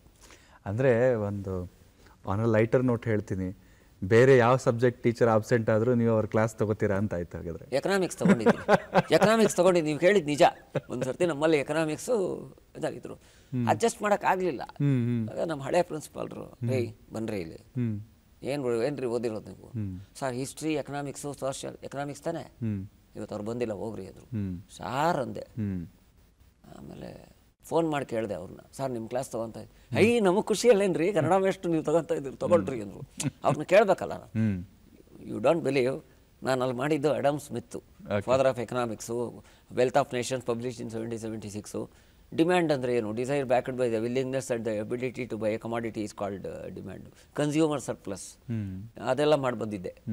Difference between actual price, potential price is called. ಆಮೇಲೆ ಅವ್ರನ್ನ ಕೇಳಿದ್ರು, ಸರ್ DSP ಸರು ಕನ್ನಡದಲ್ಲೂ ಮಾತು ಎಕನಾಮಿಕ್ಸು ಮಾಡಿಬಿಟ್ಟು ಹೋದರು ಸರ್ ಅಂತ. ಆಮೇಲೆ ಖುಷಿ ಆಯ್ತು ನನಗೆ. ನಾನು ಮಾಡಿದೆ ಅನ್ನೋದಕ್ಕಿಂತ ನಾನು ಹೊಸ ಕ್ಷೇತ್ರಕ್ಕೆ ಹೋಗಿ ಕಾರ್ಲ್ ಮಾರ್ಕ್ಸ್ ಬಗ್ಗೆ ತಿಳ್ಕೊಂಡೆ, ಅಡಮ್ ಸ್ಮಿತ್ ಬಗ್ಗೆ ತಿಳ್ಕೊಂಡೆ, ಆಲ್ಫ್ರೆಡ್ ಮಾರ್ಷಲ್ ಬಗ್ಗೆ ಅಧ್ಯಯನ ಮಾಡಿದೆ, ವೆಲ್ಫೇರ್ ಡೆಫಿನೇಷನ್ ಕೊಟ್ಟಿದ್ದು, ಲೈನಲ್ ರಾಬಿನ್ಸ್ ಬಗ್ಗೆ ಮಾತಾಡಿದ್ದೆ. ನನಗೆ ಸಿಕ್ಕಿದ ಅವಕಾಶ ಅಂತ ಮಾಡಿದ್ದೀನಿ. ಎಕನಾಮಿಕ್ಸ್ ಕೂಡ ಮಾಡಿದ್ದೀನಿ, ನಂಗೆ ನೆನಪಲ್ಲಿದೆ. ನಿಮ್ಮ ಆಸಕ್ತಿಯ ವಿಚಾರಗಳಲ್ಲಿ ಬಹಳ ಮುಖ್ಯವಾಗಿ ಬಹಳ ದೊಡ್ಡದಾಗಿ ಕಂಡುಬರೋದು ಚಿತ್ರ ಸಾಹಿತಿಗಳು ಮತ್ತು ಚಿತ್ರನಟರು. ಅದರಲ್ಲಿ ಚಿ ಉದಯಶಂಕರ್ ಅವರು ಮೇಲೇನೂ ನೀವೊಂದು ಬಹುದೊಡ್ಡ ಪ್ರಬಂಧವನ್ನು ನೀವು ಮಂಡಿಸ್ತೀರಿ, ಮತ್ತು ಉದಯ್ ಕುಮಾರ್ ಅವರ ಬಗ್ಗೆ ಕೂಡ ಮಂಡಿಸ್ತೀರಿ. ಈ ಎರಡು ವಿಷಯಗಳ ಆಯ್ಕೆ ಹೇಗಾಯಿತು? ಚಿ ಉದಯಶಂಕರ್ ಬಗ್ಗೆ ನಂಗೆ ಸುಮ್ಮನೆ ಚಿ ಉದಯಶಂಕರ್ ಹಾಡುಗಳನ್ನ ಪಟ್ಟಿ ಮಾಡೋದು, ಜೈಗೋಪಾಲ್ ಅವ್ರ ಹಾಡುಗಳನ್ನ ಪಟ್ಟಿ ಮಾಡ್ಕೊಳ್ಳೋದು, ವಿಜಯ ನರಸಿಂಹ ಅವ್ರ ಹಾಡುಗಳನ್ನ ಪಟ್ಟಿ ಮಾಡ್ಕೊಳ್ಳೋದು, ದೊಡ್ಡರಂಗೇಗೌಡರ ಹಾಡುಗಳನ್ನ ಪಟ್ಟಿ ಮಾಡ್ಕೊಳ್ಳೋದು, ಹಾಡೋದು. ಹೀಗಿರುವ ಸಂದರ್ಭದಲ್ಲಿ ಒಂದು ಸರ್ತಿ ಉದಯಶಂಕರ್ ಅವ್ರ ಬಗ್ಗೆ ಒಂದು 500,000 ಹಾಡು ಮಾಡಿದ್ದೆ. ಪಟ್ಟಿ ಫಸ್ಟ್ ಲೈನ್ ಬರೆಯೋದು, ಇದು ಮಾಡ್ಕೊಳ್ಳೋದು. ಅದೇ ಬರ್ಕೊಂಡು ಹೋದೆ. ಅವ್ರ ಬಗ್ಗೆ ಎಲ್ಲ ಬರೀ ಪ್ರಕಟ ಆಗೋಯ್ತು. ಉದಯಶಂಕರ್ ಬಗ್ಗೆ ಬರೆದ ಲೇಖನಗಳೆಲ್ಲ ಆಗಿನ ಕಾಲದಲ್ಲಿ ದೊಡ್ಡ ದೊಡ್ಡ ಪತ್ರಿಕೆಗಳಲ್ಲಿ ಬಂತು. ಯಾಕಿದು ಅಂತ ಅಧ್ಯಯನ ಮಾಡಬಾರ್ದು ಅಂದ್ರೆ, ವಿಜಯೇಂದ್ರ ಅವರೇ ನೀವೇನು ಅಂದ್ಕೊಳ್ಳಿಲ್ಲ ಅಂತ ಹೇಳ್ತೀನಿ. ಉದಯಶಂಕರ್ರವ್ರನ್ನ ಎಷ್ಟು ಜನ ಹೊಗಳ್ತಾರೋ ಅಷ್ಟೇ ಜನ ಉದಯಶಂಕರ್ ಏನ್ರಿ ಬರೆದಿದ್ದಾರೆ ಮಹಾ ಅಂದರು. ಹೌದಾ ಹಿಂಗೆ ಅಂದ್ಕೊಂಡು ನೋಡಿದೆ. ಉದಯಶಂಕರ್ ಯಾಕೆ ವಿಶೇಷ ಆದರು ನನಗೆ ಅಂದರೆ, MPhilಗೆ ನಾನು ಅವ್ರದ್ದೇ ತೊಗೊಂಡಿದ್ದು, ಕನ್ನಡ ಚಿತ್ರರಂಗಕ್ಕೆ ಚಿ ಉದಯಶಂಕರ್ ಕೊಡುಗೆ. ಅದಕ್ಕೆ ಮುಂಚೆ ಅಮೃತ ಮಹೋತ್ಸವ ಆಯಿತು, 75 ವರ್ಷ ಆಯಿತು ಚಿತ್ರರಂಗಕ್ಕೆ. ನಾನು ಕೃತಿ ಬರೆದಿದ್ದೆ. ನಾನು ಆವಾಗಲೇ ಹೇಳಿದೆ ನಿಮಗೆ, ಸರಳವಾಗಿ ಬರೆಯೋದು ಸರಳ ಅಲ್ಲ ಅಂತ. ಬಸ್ನಲ್ಲಿ ನೀವು ಹೋಗಿರ್ತೀರ, ನಾನು ಹೋಗಿರ್ತೀನಿ. ಕಂಡಕ್ಟರ್ ಎಂಟ್ರಿ ಮಾಡ್ತಾನೆ, ಟಿಕೆಟ್ ತಗೊಳ್ತಾನೆ. ಒಂದು ಉದಾಹರಣೆ ಕೊಡ್ತಾರೆ ಅದನ್ನ. ಒಂದು ಕಡೆ ಉದಯಶಂಕರು ಕಣ್ಣೀರು ಅನ್ನೋದನ್ನ ಹೆಂಗೆ ಬರೀತಾರೆ, ಕಂಗಳೇ ಕರಗಿ ನೀರಾದಾಗ ಕಾಣುವುದುಂಟೇನು ಅಂತ ಬರೀತಾರೆ. ಕಂಗಳೇ ಕರಗಿ ನೀರಾಗ್ಬಿಟ್ರೆ, ಕಂಗಳಲ್ಲಿ ನೀರು ಬರೋದು ಬೇರೆ, ಕಂಗಳೇ ಕರಗಿ ನೀರಾದಾಗ ಕಾಣುವುದುಂಟು ತುಂಬ ಕಾಡ್ತು. ಎಲ್ಲರೂ ಆಡಿಸಿ ನೋಡು, ಬೀಳಿಸಿ ನೋಡು. ನನಗೆ ಇನ್ನೇನೋ ಹೊಸದಾಗಿ ಕಂಡಿಡಿ. ಬೆಂಕಿಯಲ್ಲಿ ಎರಳಿದ ಹೂವಲ್ಲಿ ತಾಳಿ ಕಟ್ಟಿದ ಶುಭ ವೇಳೆ ಬಿಡಿ, ಅದು ಬೇರೆ ಭಾಷೆಯಿಂದ ಅವರು ಹಾಗೆ ಬರೆದಿದ್ದು. ಕಂಡಕ್ಟರ್ ಹಾಡು ಎಷ್ಟು ಚೆನ್ನಾಗಿದೆ ಗೊತ್ತಾ, ನೀವು ಗಮನಿಸಿ ಅದನ್ನು. ಟಿಕೆಟ್ ಇನ್ನಾದರೂ ಮುಂದೆ ಹೋಗಿ ಹಿಂದೆ ಹೋಗಿ ಅಂತ ಕಂಡಕ್ಟರ್ ಜೀವನದಲ್ಲಿ ಮುಂದೆ ಬನ್ನಿ. ಆಮೇಲೆ ಅವರು DVG ಅವ್ರ ಪ್ರಭಾವಕ್ಕೂ ಒಳಗಾಗಿದ್ರು. ಬದುಕು ಜಟಕಾ ಬಂದಿದ್ದು. ಬದುಕು ಒಂದು ಬಸ್ಸಿನಂತೆ ನಿಲ್ಲದಂತೆ ಸಾಗಿದೆ, ವಿಧಿಯೇದ್ರ ಡ್ರೈವರ್ ಆಗಿ ಕಾಣದಂತೆ ಕೂತಿದೆ ಬರೀತಾರೆ. ನೆಕ್ಸ್ಟು ಕಂಡಕ್ಟರ್ ಚಿಲ್ಲರೆ ಕೊಡಿ, ಸರಿಯಾದ ಚಿಲ್ಲರೆ ಕೊಡಿ. ಇವತ್ತು ನಾವು ನಾಪ್ಕ ಇಟ್ಕೋಬೇಕು ಬಸ್ಸುಗಳು ನೋಡೋರು. ಎಷ್ಟು ಚೆನ್ನಾಗಿ ಬರೀತಾರೆ ಅಂದರೆ ಕರೆಕ್ಟ್ ಅವ್ರು ಬರೆದಿರೋದು. ಏನು ಗೊತ್ತಾ, ಎಲ್ಲೋ ಜಗಳ, ಎಲ್ಲೋ ಕದನ, ಕಲ್ಲು ಇಲ್ಲೇ ಬೀಳೋದು, ಯಾರ ಕೋಪ ಯಾರ ತಾಪ, ನ್ಯಾಯ ಯಾರ ಕೇಳೋದು, ನಿಮ್ಮ ದುಡ್ಡಲ್ಲೇ ನಮ್ಮ ವಾಹನ ಓಡೋದು, ನೀವೇನೇ ತೆರಿಗೆ ಹೆಚ್ಚಿ ಅಯ್ಯೋ ಅನ್ನೋದು. ಹೀಗೆ ಬರೆದಾಗ ಉದಯಶಂಕರ್ ಬಗ್ಗೆ ಮಾಹಿತಿ ಬಂದಾಗ ನನಗೆ ಇವತ್ತು ನಾನು ಮರಿಬಾರ್ದು. ಶಿವರಾಮಣ್ಣ ಇದ್ದಾರಲ್ಲ, ಫಿಲಿಮ್ ಆ್ಯಕ್ಟರ್ ಶಿವರಾಮಣ್ಣ, ಅವರು ನನಗೆ ಪರಿಚಯ, 18 ವರ್ಷದ ಪರಿಚಯ. ನಾನು MPhil ಮಾಡ್ತಾ ಇದ್ದೀನಿ, ಅವರು ಅನಿಸ್ಬಿಡ್ತು. ಎಲ್ಲರ ಸಂಪರ್ಕ ಕೊಟ್ಟಿದ್ದವರೇ, ದ್ವಾರಕೀಶ್ ಅವ್ರದ್ದು, ಭಾರ್ಗವ ಅವ್ರದ್ದು, KSL ಸ್ವಾಮಿ, ಸಿದ್ಧಲಿಂಗಯ್ಯ. ಮಜಾ ಏನು ಅಂದರೆ, ಇದಕ್ಕೆ ಹೋದ್ವಿ, ಮದ್ರಾಸ್ಗೆ ಹೋದ್ವಿ, ನಾನು ನಮ್ಮ ತಂದೆ. ದತ್ತರಾಜ್ ಇದ್ದರು, ಮೊನ್ನೆ ತಾನೇ ತೀರ್ಕೊಂಡ್ರಲ್ಲ. ನಾನು ಹೇಳಿದೆ ಈ ಥರ ದತ್ತಾತ್ರೇಯ ವರಪ್ರಸಾದ್ ಅಂತ ನಮ್ಮ ಚಿಕ್ಕಪ್ಪನ ಅಣ್ಣ. ನಿಮ್ಮ ಚಿಕ್ಕಪ್ಪ ಮತ್ತು ಉದಯಶಂಕರ ನಾನು ಎಲ್ಲ ಕಸಿನ್ಸು ಅಂದ್ಬಿಟ್ರು. ಅಲ್ಲಿವರೆಗೂ ಅವ್ರು ನಮ್ಮ ಬಳಗ ಅಂತಲೇ ಗೊತ್ತಿರಲಿಲ್ಲ ನನಗೆ. ಆಮೇಲೆ ಉದಯಶಂಕರ್ ಬಗ್ಗೆ ಬುಕ್ ಬರೆದೆ, ಸಾಹಿತ್ಯ ಶಿಲ್ಪಿ ಅಂತ. ಗುರುದತ್ ಅವ್ರ ಮಗ, ಅವ್ರಿಗೆ ಸನ್ಮಾನ ಮಾಡೋಕ್ಕೆ ಹೋದರೆ, ನಮ್ಮ ತಂದೆ ಬಗ್ಗೆ ನಾನೇ ಏನೂ ಮಾಡಿಲ್ಲ, ಈ ಹುಡುಗ ಮಾಡಿದ್ದಾನೆ, ಸನ್ಮಾನ ಇವನಿಗೆ ಆಗಬೇಕು ಅಂತ.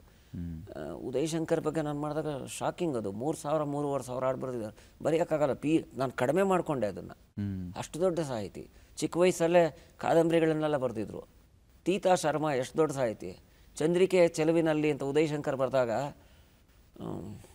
ಇದು ಕಾದಂಬರಿ ಎಲ್ಲ ಮಹಾಕಾವ್ಯ ಅಂತಂದಿದ್ರು.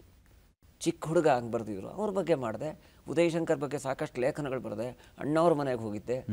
ಅಣ್ಣವ್ರ ಮನೆಗೆ ಹೋಗಿದ್ದಾಗ ಯಾರು ಬೇಕಾದ್ರೂ ಏನು ಬೇಕಾದ್ರೂ ಹೇಳ್ಬೋದು, ಹೆದರ್ಸ್ಬಿಡ್ತಾರೆ, ಓಡಿಸ್ಬಿಡ್ತಾರೆ ಅಂತೆಲ್ಲ ಹೇಳಿದರು ವಿಜಯೇಂದ್ರ ಸರ್. ಹೋದರೆ ಬನ್ನಿ ಅಂದರು. ಅದ್ಭುತವಾಗಿ ಮಾತಾಡಿದರು ಪಾರ್ವತಮ್ಮನವರು.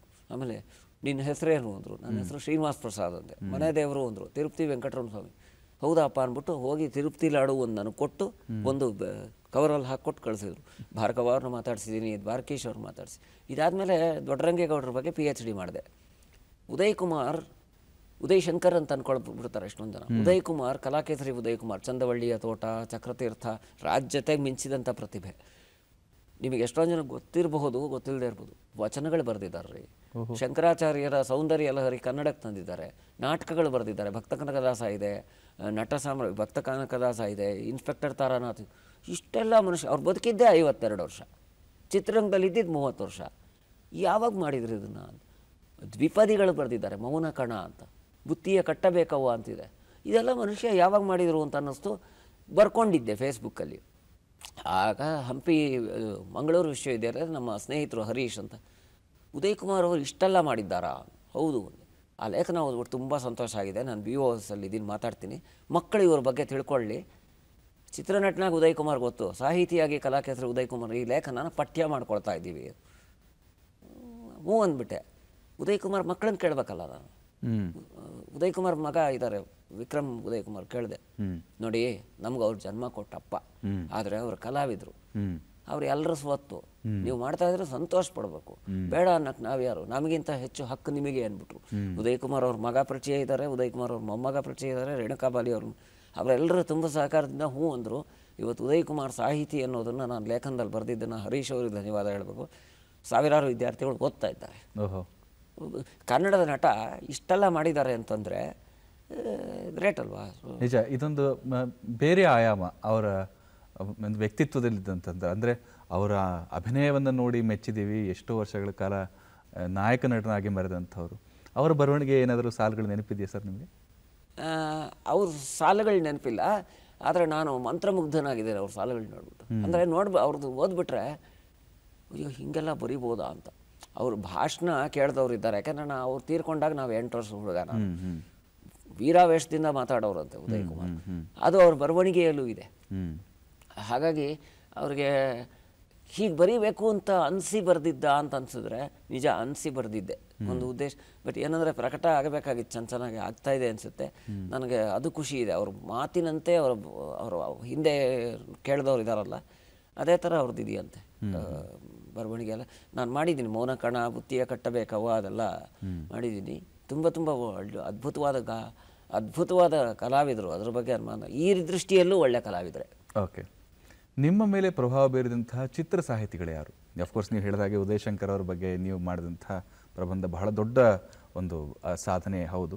ಅದು ಬಿಟ್ಟು ಮತ್ತೆ ನಿಮಗೆ ಉದಯಶಂಕರ್ ಅವ್ರನ್ನ ಬಿಟ್ಟು ಬೇರೆಯವರು ಯಾರು ಪ್ರಭಾವ ಬೀರಿದ್ದು ಜಾಸ್ತಿ? ವಿಜಯ ನರಸಿಂಹ ಅವರು, ಅವ್ರ ತಮ್ಮನ ಮಗ, ನನಗೆ ಸಂಬಂಧಿಕರು ಹೌದು. ನಮಗೇನಂದರೆ ಖುಷಿ, ಎಲ್ಲ ಸಾಹಿತಿಗಳ ಕೊಡುಗೆನೂ ಗಮನಿಸಿ ಪ್ರಭಾವಕ್ಕೊಳಗಾಗಬೇಕು ಅಂತ ಒಬ್ಬೊಬ್ಬರು ಒಂದೊಂದು ರೀತಿಯಲ್ಲಿ. ಈಗ ಹುಣಸೂರು ಕೃಷ್ಣಮೂರ್ತಿಯವರು ಭಗವದ್ಗೀತೆಯಲ್ಲಿ ನಿಮಗೆ ಗೊತ್ತದು, ಅರ್ಜುನ ವ್ಯಾಮೋಹಕ್ಕೆ ಒಳಗಾಗಿ ಶಸ್ತ್ರತ್ಯಾಗ ಮಾಡ್ತಾರೆ. ಇಷ್ಟು ಉದ್ದ ಬರಿಬೇಕಲ್ಲಪ್ಪ, ಎಷ್ಟು ಚೆನ್ನಾಗಿ ಬರೀತಾರೋ. ಕುರುಕ್ಷೇತ್ರದಿ ಯುದ್ಧವ ಮಾಡದೆ ಗಾಂಡೀವವನು ಕೆಳಗೆಸೆಯಲು ಪಾರ್ಥ ಸಾರಥಿ ಕೃಷ್ಣ ಬೋಧಿಸಿದ. ನೀನ್ಯಾರು ಅಳಿಯಲು ಅವನ್ಯಾರು, ಎಲ್ಲವೂ ನನ್ನ ಲೀಲೆ ಎಂದನು ಶ್ರೀಕೃಷ್ಣ. ಮುಗಿದೋಯ್ತಲ್ಲ 4 ಸಾಲಲ್ಲಿ. ಇದೇ ಮತ್ತೆ ಕುರಾಸಿ ಅವ್ರು ಬರೀತಾರೆ ಭೂಕೈಲಾಸದಲ್ಲಿ. ರಾಮನ ಅವತಾರ ಅವ್ರು ಬರೆದು ತೋರಿಸಿದ್ರು, ಅದು ಯಾರು ಕೆಲವು ಆಗದೆ ಇದ್ದಿದ್ದನ್ನು ಅವ್ರು ಮಾಡಿ ತೋರಿಸೋದು ಸರಿ. ಇದೇ ಕುರಾಸಿ, ಈ ದೇಹ 3 ದಿನ ಅಲ್ಲವೇನು, ಮೃತ್ಯು ಸನ್ನಾಹ ಬೆನ್ನ ಹಿಂದೆ ಅಲ್ಲವೇನು, ಅಷ್ಟರಲ್ಲೇ ಮಾನವ ಆದೆ ಏಕೋ ದಾನವ, ಐಸಿರಿಗೆ ಹಾಳಾಗಿ ಬಾಳಲೇಕೋ. ಜೀವನದ ಸತ್ಯ ಬಂತಲ್ಲ. ಆಮೇಲೆ ಎಲ್ಲರೂ ಜೈಗೋಪಾಲ್ ಅವ್ರು ಬರೀತಾರೆ ಸೆಂಡ್ ಆಫ್. ನಿಮಗೆ ಗೊತ್ತು, ಸೆಂಡ್ ಆಫ್ ಕೊಡಬೇಕಾದ್ರೆ ಅಲ್ಲಿ ಮನಸ್ಸು ಹೇಳ ಬಯಸಿದೆ 101. ನಾನು ಜೈಗೋಪಾಲ್ ಅವ್ರಿಗೆ ಹೇಳಿದ್ದೆ, ನಿಮ್ಮ ಥರ ಯಾರೂ ಬರೆಯಲ್ಲ ಸರ್ ಅಂತ ಸಿಕ್ಕಿದಾಗ. ಅವ್ರು ಒಂದು ಕಡೆ ಬರೀತಾರೆ ಸೆಂಡ್ ಆಫು, ನೀ ಎಲ್ಲೇ ಇದ್ದರೂ ಹೇಗೆ ಇದ್ದರೂ ನೀ ನಾಳೆ ಕೇಳಬೇಡ ನನ್ನ ಯಾರೆಂದು. ಒಬ್ಬ ವಿದ್ಯಾರ್ಥಿ ಇನ್ನೊಬ್ಬ ವಿದ್ಯಾರ್ಥಿ ಹೇಳೋದು ಚೆನ್ನಾಗಿರೋ, ನೀ ಎಲ್ಲೇ ಇದ್ದರೂ ಹಾಗೆ ಬರೀತಾರೆ. ಆಮೇಲೆ ಅದೇ ಜೈಗೋಪಾಲು ಹಾಡಲೆ ಪಲ್ಲವಿ ಬಾಳಿನ ಕವಿತೆಗೆ, ನಾ ಯಾರೋ ನೀ ಯಾರೋ ನಿನ್ನೆವರೆಗೆ, ನಾವಿಂದು ಒಂದಂತೆ ಕೊನೆವರೆಗೆ, ದೈವಿಕ ಸಂಬಂಧ ಹೃದಯದ ಬೇಸುಗೆ. ಯಾರು ಬರೀತಾರೆ ಇವತ್ತು ನನಗೆ ಗೊತ್ತಿಲ್ಲ. ಆಮೇಲೆ ಹಂಸಲೇಖ ಅವರು ಎಷ್ಟು ಒಳ್ಳೆ ಅದ್ಭುತವಾದ ಸಾಲುಗಳನ್ನು ಬರೆದಿದ್ದಾರೆ. ನರ ಮನುಷ್ಯ ಕಲಿಯಲ್ಲ, ಅವನಡಿಯೋ ದಾರಿಯಲ್ಲಿ ಗರಿಕೆನೂ ಬೆಳೆಯಲ್ಲ. ಕರೆಕ್ಟ್ ಅಲ್ವಾ ಇವತ್ತಿಗೆ? ಹಾಗಾಗಿ ಎಲ್ಲರೂ ತೊಗೊಳ್ಬೇಕು. ದೊಡ್ಡರಂಗೇಗೌಡರು ಅಂತ ಹಾಡು ಬರೆದರು. ಅದುವರೆಗೆ ದೂರವಾಗಿದ್ದ ತಾಯಿ ಮಗನ ನೋಡೋಕೆ ಆ ಹಾಡು ಕೇಳ್ಕೊಂಡೇ ಬಂದ್ಬಿಟ್ರು. ನೀ ನನ್ನ ತಾಯಾಗಿ ಅಂತ ಹಾಡು ಬರ್ತಾರೆ. ಅಂತರ್ಜಾತಿ ವಿವಾಹ ಕಾರಣಕ್ಕಾಗಿ ದೊಡ್ಡರಂಗೇಗೌಡರು ದಂಪತಿಗಳು ಬೇರೆ ಮನೆ ಮಾಡ್ಕೊಂಡಿದ್ದಾಗ ಅಪ್ಪ ಓಡಿಸ್ಬಿಟ್ಟಿರ್ತಾರೆ. ಆ ಹಾಡು ಬರೆದು ಬಂದೆ, ಕೂತಿದ್ದೀನಿ. ಆ ಹಾಡು ಬರೆದು ನೀ ನನ್ನ ತಾಯಾಗಿಂದ ಬರೆದೆ. ನಮ್ಮಮ್ಮ, ಅಯ್ಯೋ ನಿಮ್ಮಪ್ಪ ಏನಾರು ಅಂದ್ಕೊಳ್ಳಿ ಮಗ, ನೀನು ನೋಡೋಕ್ಕಾಗಲಿಲ್ಲ, ಹೆತ್ಕರಳು ತಡಿಲಿಲ್ಲ ಅಂತ ಬಂದುಬಿಟ್ಟೆ ಅಂತ ಬಂದು ತಬ್ಕೊಂಡ್ರು. ಅಲ್ಲಿ ತಾಯಿ ಬಗ್ಗೆ ಹಾಡು ಬರೋದು ಬಂದೆ, ನಮ್ಮ ಅಮ್ಮನೇ ಎದುರಿಗೆ ಬಂದಿದ್ರು. ಹೀಗೆ ಎಂತೆಂಥವ್ರು ಇದ್ದಾರೆ. ಕಣಗಾಲ್ ಪ್ರಭಾಕರ್ ಶಾಸ್ತ್ರಿಗಳು ನಾವು ಅಂತೀವಿ, ಅವರು ಪದಗಳ ಪುಂಜ ಜಾಸ್ತಿ, ಹಾಗೆ ಹೀಗೆ ಅಂತ. ಇದು ಹೆಂಗೆ ಬರ್ತಿದ್ದಾರೆ ರೀ? ಹಾಗಾದರೆ ಇದೇ ಕಣಗಾಲ್ ಪ್ರಭಾಕರ್ ಶಾಸ್ತ್ರಿಗಳು. ನಿಜ, ನಟನ ವಿಶಾರದ ನಟಶೇಖರ ಅದೆಲ್ಲ ಪದಗಳು ಬಾಹುಳ್ಯ ಜಾಸ್ತಿ. ಬಟ್ ಇದೇ ಕಣಗಾಲ್ ಪ್ರಭಾಕರ್ ಶಾಸ್ತ್ರಿಗಳು, ತಾಯಿಯ ತಂದೆಯ ಮಮತೆ ವಾತ್ಸಲ್ಯ ಯಾವ ದೇವನು ನೀಡಬಲ್ಲ ಜಗದಿ ನಮಗೆಲ್ಲ, ಸೃಷ್ಟಿ ಮಾಡುವ ಬ್ರಹ್ಮದೇವ, ಅದಕ್ಕಿಂತ ಬೇಕಾ?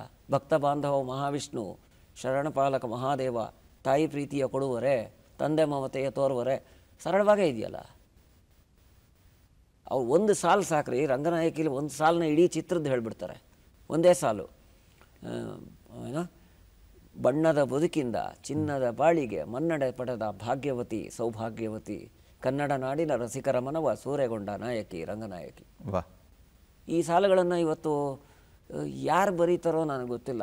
ಇವತ್ತು ಕೆಲವು ಸತಿ ಬರೆದಿದ್ದೆಲ್ಲ ಗೀಚಿದ್ದೆಲ್ಲ ಸಾಹಿತ್ಯ ಆಗಬಾರ್ದು. ನೀನು ಎದ್ದೆ ನಾನು ಬಿದ್ದೆ ಅನ್ನೋದೆಲ್ಲ ಸಾಹಿತ್ಯ ಆಗಬಾರ್ದು. ಇಂಥವರ ಪರಂಪರೆಯನ್ನು ನೋಡಿ ಆಸ್ವಾದಿಸ್ತಾ ನಾನು ಬಂದದ್ದು. ಹಿಂದಿಯ ಸಾಹಿತಿಗಳನ್ನು ಕೇಳ್ತೀನಿ, ತಮಿಳು ಕಣ್ಣದಾಸನ್ ಅವರ ಹಾಡುಗಳನ್ನು ಕೇಳ್ತೀನಿ. ಬ್ಯಾರಿಯರ್ಸ್ ಇರಬಾರ್ದು. ಗುಲಾಮ್ ಅಲಿ ಅವರು ಚುಪ್ಕೆ ಚುಪ್ಕೆ ರಾತ್ ದಿನ ಕಾಫಿ ರಾಗ ಅದನ್ನು ಕೇಳ್ತೀನಿ. ನಮ್ಮಲ್ಲಿ ಯಾವಾಗ ಮಡಿವಂತಿಕೆ ಇರಲ್ವೋ ಎಲ್ಲ ಸಾಹಿತಿಗಳ ಪ್ರಭಾವಕ್ಕೂ ನಾವು ಒಳಗಾಗ್ಬೋದು. ಕೇಳ್ಕೊಂಡಿರೋಕ್ಕೇನಂತೆ. ಇಷ್ಟು ಸಾಹಿತ್ಯವನ್ನು ಆಳವಾಗಿ ಅಂದರೆ ಚಿತ್ರಗೀತೆಗಳಲ್ಲಿನ ಸಾಹಿತ್ಯವನ್ನು ಇಷ್ಟು ಪ್ರೀತಿಯಿಂದ ನೀವು ಅನುಭವಿಸಿದ್ರಿ. ಹಾಗಾಗಿನೇ ನಿಮ್ಮ ಸಾಹಿತ್ಯದ ಕೃಷಿಯಲ್ಲಿ ಅಥವಾ ನಿಮ್ಮ ಬರವಣಿಗೆಯಲ್ಲಿ ಯಾರ ಪ್ರಭಾವ ಅಂತ ಬಹುಶಃ ನಿಮಗೆ ಕೆಲವೊಮ್ಮೆ ಗುರುತು ಸಿಗದೇ ಇರೋಷ್ಟು ಅವು ಆಳಕ್ಕಿಳಿದಿದೆ ಅಂತ ಅನ್ಸುತ್ತೆ. ಹೌದಾ? ಹೌದು. ಯಾಕಂದರೆ ನಾನು 50 ಹತ್ತತ್ರ ಪುಸ್ತಕಗಳು ಬರೆದಿದ್ದೀನಿ. ಬದುಕೆ ಭಗವಂತ ಅಂತ ಬರೆದೆ. ಬದುಕೆ ಭಗವಂತ ಅಂತ ಬರೆದ್ರೆ ವೀರಪುತ್ರ ಶ್ರೀನಿವಾಸು ನನ್ನ ಸ್ನೇಹಿತರು. ಅದರ ಕಳಿಸುವಾಗ ಹೇಳಿದೆ, ನೋಡಪ್ಪ ಸ್ನೇಹ ಬೇರೆ, ಸ್ನೇಹ ಬೇರೆ ಇವರೇ, ನಿಮ್ಗೆ ಇಷ್ಟ ಆದರೆ ಪ್ರಕಟ ಮಾಡಿ, ಇಲ್ಲದೇ ಏನೂ ತೊಂದರೆ ಇಲ್ಲ. ತುಂಬ ಚೆನ್ನಾಗಿ ಬಂದಿದೆ ಅಂದರು. ನನಗೆ ಅವಾಗ ಎಲ್ಲರೂ ಈ ಬದುಕೆ ಭಗವಂತ ಟೈಟ್ಲ್ ಇಟ್ಟಿದ್ದು ನಮ್ಮ ತಾಯಿ, ಅವರಿಲ್ಲ ಇವತ್ತು. ಅದ್ರ ಒಂದು ಸರ್ತಿ ಅಂದರು, ಅಪ್ಪಿ ಕ್ರಿಸ್ತನನ್ನು ನೋಡಿಲ್ಲ ನಾವು, ಕೃಷ್ಣನನ್ನು ನೋಡಿಲ್ಲ, ಶಿವನನ್ನು ನೋಡಿಲ್ಲ, ಪೈಗಂಬರನ್ನು ನೋಡಿಲ್ಲ, ಬದುಕಿನಲ್ಲಿ ಎಲ್ಲವನ್ನೂ ಕಾಣ್ಬೋದಲ್ವಾ ಅಂದಿದ್ರು. ಆದ್ರೂ ನೋಡ್ಕೊಂಡು ಬದುಕೆ ಭಗವಂತ ಅಂತಿಟ್ಟೆ. 3ನೇ ಮುದ್ರಣಕ್ಕೆ ಹೋಗ್ತಾ ಇದೆ ಅದು. ಇನ್ನೊಂದು ಸಹಭಾಷಿಕರ ಕನ್ನಡ ಪ್ರೇಮ ಅಂತ ಬರೆದೆ. ಕನ್ನಡ ಮಾತೃಭಾಷೆ ಅಲ್ಲದೇ ಇರೋರು ಕನ್ನಡಕ್ಕೆ ಸೇವೆ ಸಲ್ಲಿಸಿರೋ 101 ಜನದ ಬಗ್ಗೆ ಬರೆದೆ. ಆದರೂ ನನ್ನ ಇಂಗಿತ ತಡೀಲಿಲ್ಲ.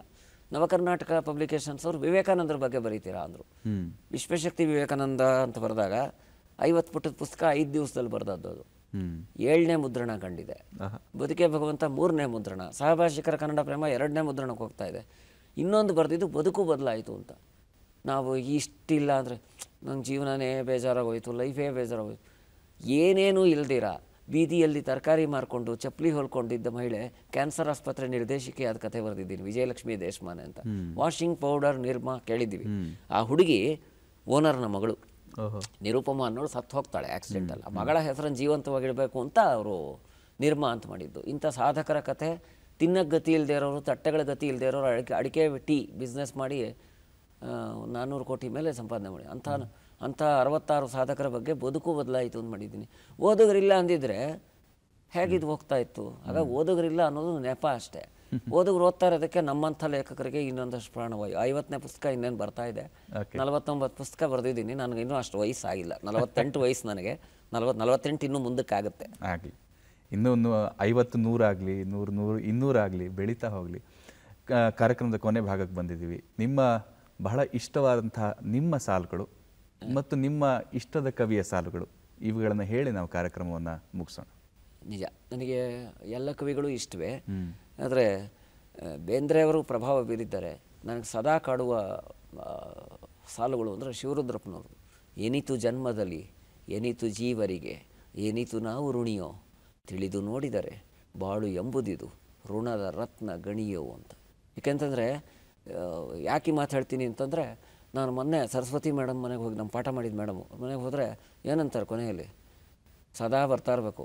ಒಂದು ಸತಿ ಪಾಠ ಮಾಡಿದ್ಮೇಲೆ ಸಂಬಂಧ ಮುಗಿದೋಯ್ತು ಅಂತಲ್ಲ, ಬರ್ತಾ ಇರಬೇಕು, ಅದು ಋಣ. ಹಾಗಾಗಿ ಎಲ್ಲರಿಗೂ ನಾನು ಕೃತಜ್ಞ. ನನ್ನ ಬಂಧು ಮಿತ್ರರಿಗೂ, ನನ್ನ ಗೆಳೆಯರಿಗೂ, ಸಹೋದ್ಯೋಗಿಗಳಿಗೂ, ವಿದ್ಯಾರ್ಥಿಗಳಿಗೂ, ಕೋಲಾರ ಜಿಲ್ಲೆಯ ಪ್ರತಿಯೊಬ್ಬ ಮನಸ್ಸುಗಳಿಗೂ, ಇವತ್ತಿಗೂ ನಮ್ಮ ಹುಡುಗ ಅಂದ್ಕೊಂಡಿದ್ದಾರೆ ಅವರೆಲ್ಲರಿಗೂ ನಾನು ಪ್ರೀತಿಪೂರ್ವಕ ನಮಸ್ಕಾರಗಳನ್ನು ಅರ್ಪಿಸ್ತೀನಿ. ಮತ್ತು ಇನ್ನೊಂದು ಏನಂದರೆ, ಈ ಸಂದರ್ಶನ ಶುಭೋದಯ ನಿಜವಾಗ್ಲೂ ಕರ್ನಾಟಕದ ಶುಭೋದಯವನ್ನು ಸಂಕೇತಿಸುತ್ತೆ. ವಿಜಯೇಂದ್ರ ಅವರು ನನಗೆ ಸಂದರ್ಶಕರ ಥರ ಕಾಣಿಸ್ಲೇ ಇಲ್ಲ. ಅವರು ಶಿಷ್ಯ ಮಾತಾಡ್ತಾ ಇದ್ದೀವಿ, ಅದು ದೊಡ್ಡ ಮಾತು. ಯಾಕೆಂದರೆ ನಾನು ದೊಡ್ಡ ಮಾತು, ಬಟ್ ನನಗೆಲ್ಲ ನಾವು ಮಾತಾಡ್ತಾ ಇದ್ದೀವಿ, ಸ್ನೇಹಿತರ ಥರ ಮಾತಾಡ್ತಾ ಇದ್ದೀವಿ. ಬಹುಶಃ ಶುಭೋದಯ ಕರ್ನಾಟಕವನ್ನು ನಾನು ಮೊದಲಿಂದ ನೋಡ್ಕೊಂಬಂದಿದ್ದೀನಿ. ಈ ಕಾರ್ಯಕ್ರಮದ ಯಶಸ್ಸಿಗೆ, ಅದರ ಹವಿಸ್ಸಿಗೆ ಇದು ಕಾರಣ ಅಂತ ನಾನು ಭಾವಿಸಿದ್ದೇನೆ. ನಿಮ್ಮ ಒಂದು ಸಾಲುಗಳನ್ನು ಹೇಳಿ ನಾವು ಕಾರ್ಯಕ್ರಮ ಮುಗಿಸೋಣ ಸರ್. ನೀವು ಬರೆದಂಥ ಸಾಲುಗಳನ್ನು ಹೇಳಿ ಇವತ್ತಿನ ಕಾರ್ಯಕ್ರಮ ಮುಗಿಸೋಣ. ಆಗಲಿ. ನಾನೇ ಬರೆದಿದ್ದು, ರಾಧೆಗೆ ಒಲಿದನೇನು ಮೇಘಶ್ಯಾಮನು, ಮೀರೆಗೂ ಸಿಗಲಿಲ್ಲ ಗೋವಿಂದನು, ಒಲವಿನ ಚಲುವಲಿತ್ತು ನಿತ್ಯ ಪ್ರೇಮವು, ತನುಮನದಲ್ಲಿತ್ತು ಕೃಷ್ಣ ನಾಮವು, ತನುಮನದಲ್ಲಿತ್ತು ಕೃಷ್ಣ ನಾಮವು ಅಂತ ಬರೆದೆ. ಅದು ರಾಗ ಸಂಯೋಜನೆ ಆಗ್ತಾ ಇದೆ. ವಾ, ಆಗಲಿ. ಈ ರೀತಿಯಾಗಿ ಇನ್ನೂ ನಿಮ್ಮ ಸಾಹಿತ್ಯ ಕೃಷಿ ಬೆಳೀತಾ ಹೋಗಲಿ. ಕಾರ್ಯಕ್ರಮಕ್ಕೆ ಬಂದಿದ್ದಕ್ಕಾಗಿ ಧನ್ಯವಾದಗಳು. ನಿಮಗೆ ಎಲ್ರಿಗೂ ನಮಸ್ಕಾರ. ನಾನು ಕೆಲಸ ಮಾಡ್ತಿರುವಂಥ ಶ್ರೀ ಭಗವಾನ್ ಮಹಾವೀರ್ ಜೈನ್ ಕಾಲೇಜ್ ವಿದ್ಯಾಸಂಸ್ಥೆ 20 ವರ್ಷದಿಂದ ಅನ್ನ ನೀವು ಕೊಡ್ತಾ ಇದೆ. ಅವರಿಗೂ ನನ್ನ ನಮಸ್ಕಾರ. ನನ್ನನ್ನು ಹರಿಸ್ತಿರುವ ನನ್ನೆಲ್ಲ ಗೆಳೆಯರು, ಕೋಲಾರ ಜಿಲ್ಲೆಯ ಜನತೆ, ಬೆಂಗಳೂರು ಬಂಧು ಮಿತ್ರರು, ವಿದ್ಯಾರ್ಥಿಗಳು ಎಲ್ರಿಗೂ ನಮಸ್ಕಾರ. ನಾನು ಸಾಧನೆ ಮಾಡೇ ಇಲ್ಲ, ಇನ್ನೂ ಪ್ರಯತ್ನ ಮಾಡ್ತಾ ಇದ್ದೀನಿ. ಅಂಥವ್ರನ್ನ ಇಲ್ಲಿ ಕರೆಸಿದ್ರಲ್ಲ, ನಾನು ಎಷ್ಟು ಅರ್ಹನೋ ಗೊತ್ತಿಲ್ಲ. ಎಲ್ರಿಗೂ ದೂರದರ್ಶನ ಸಮೀಪ ದರ್ಶನ ಅದು. ನಮಸ್ಕಾರ, ತುಂಬ ಧನ್ಯವಾದಗಳು.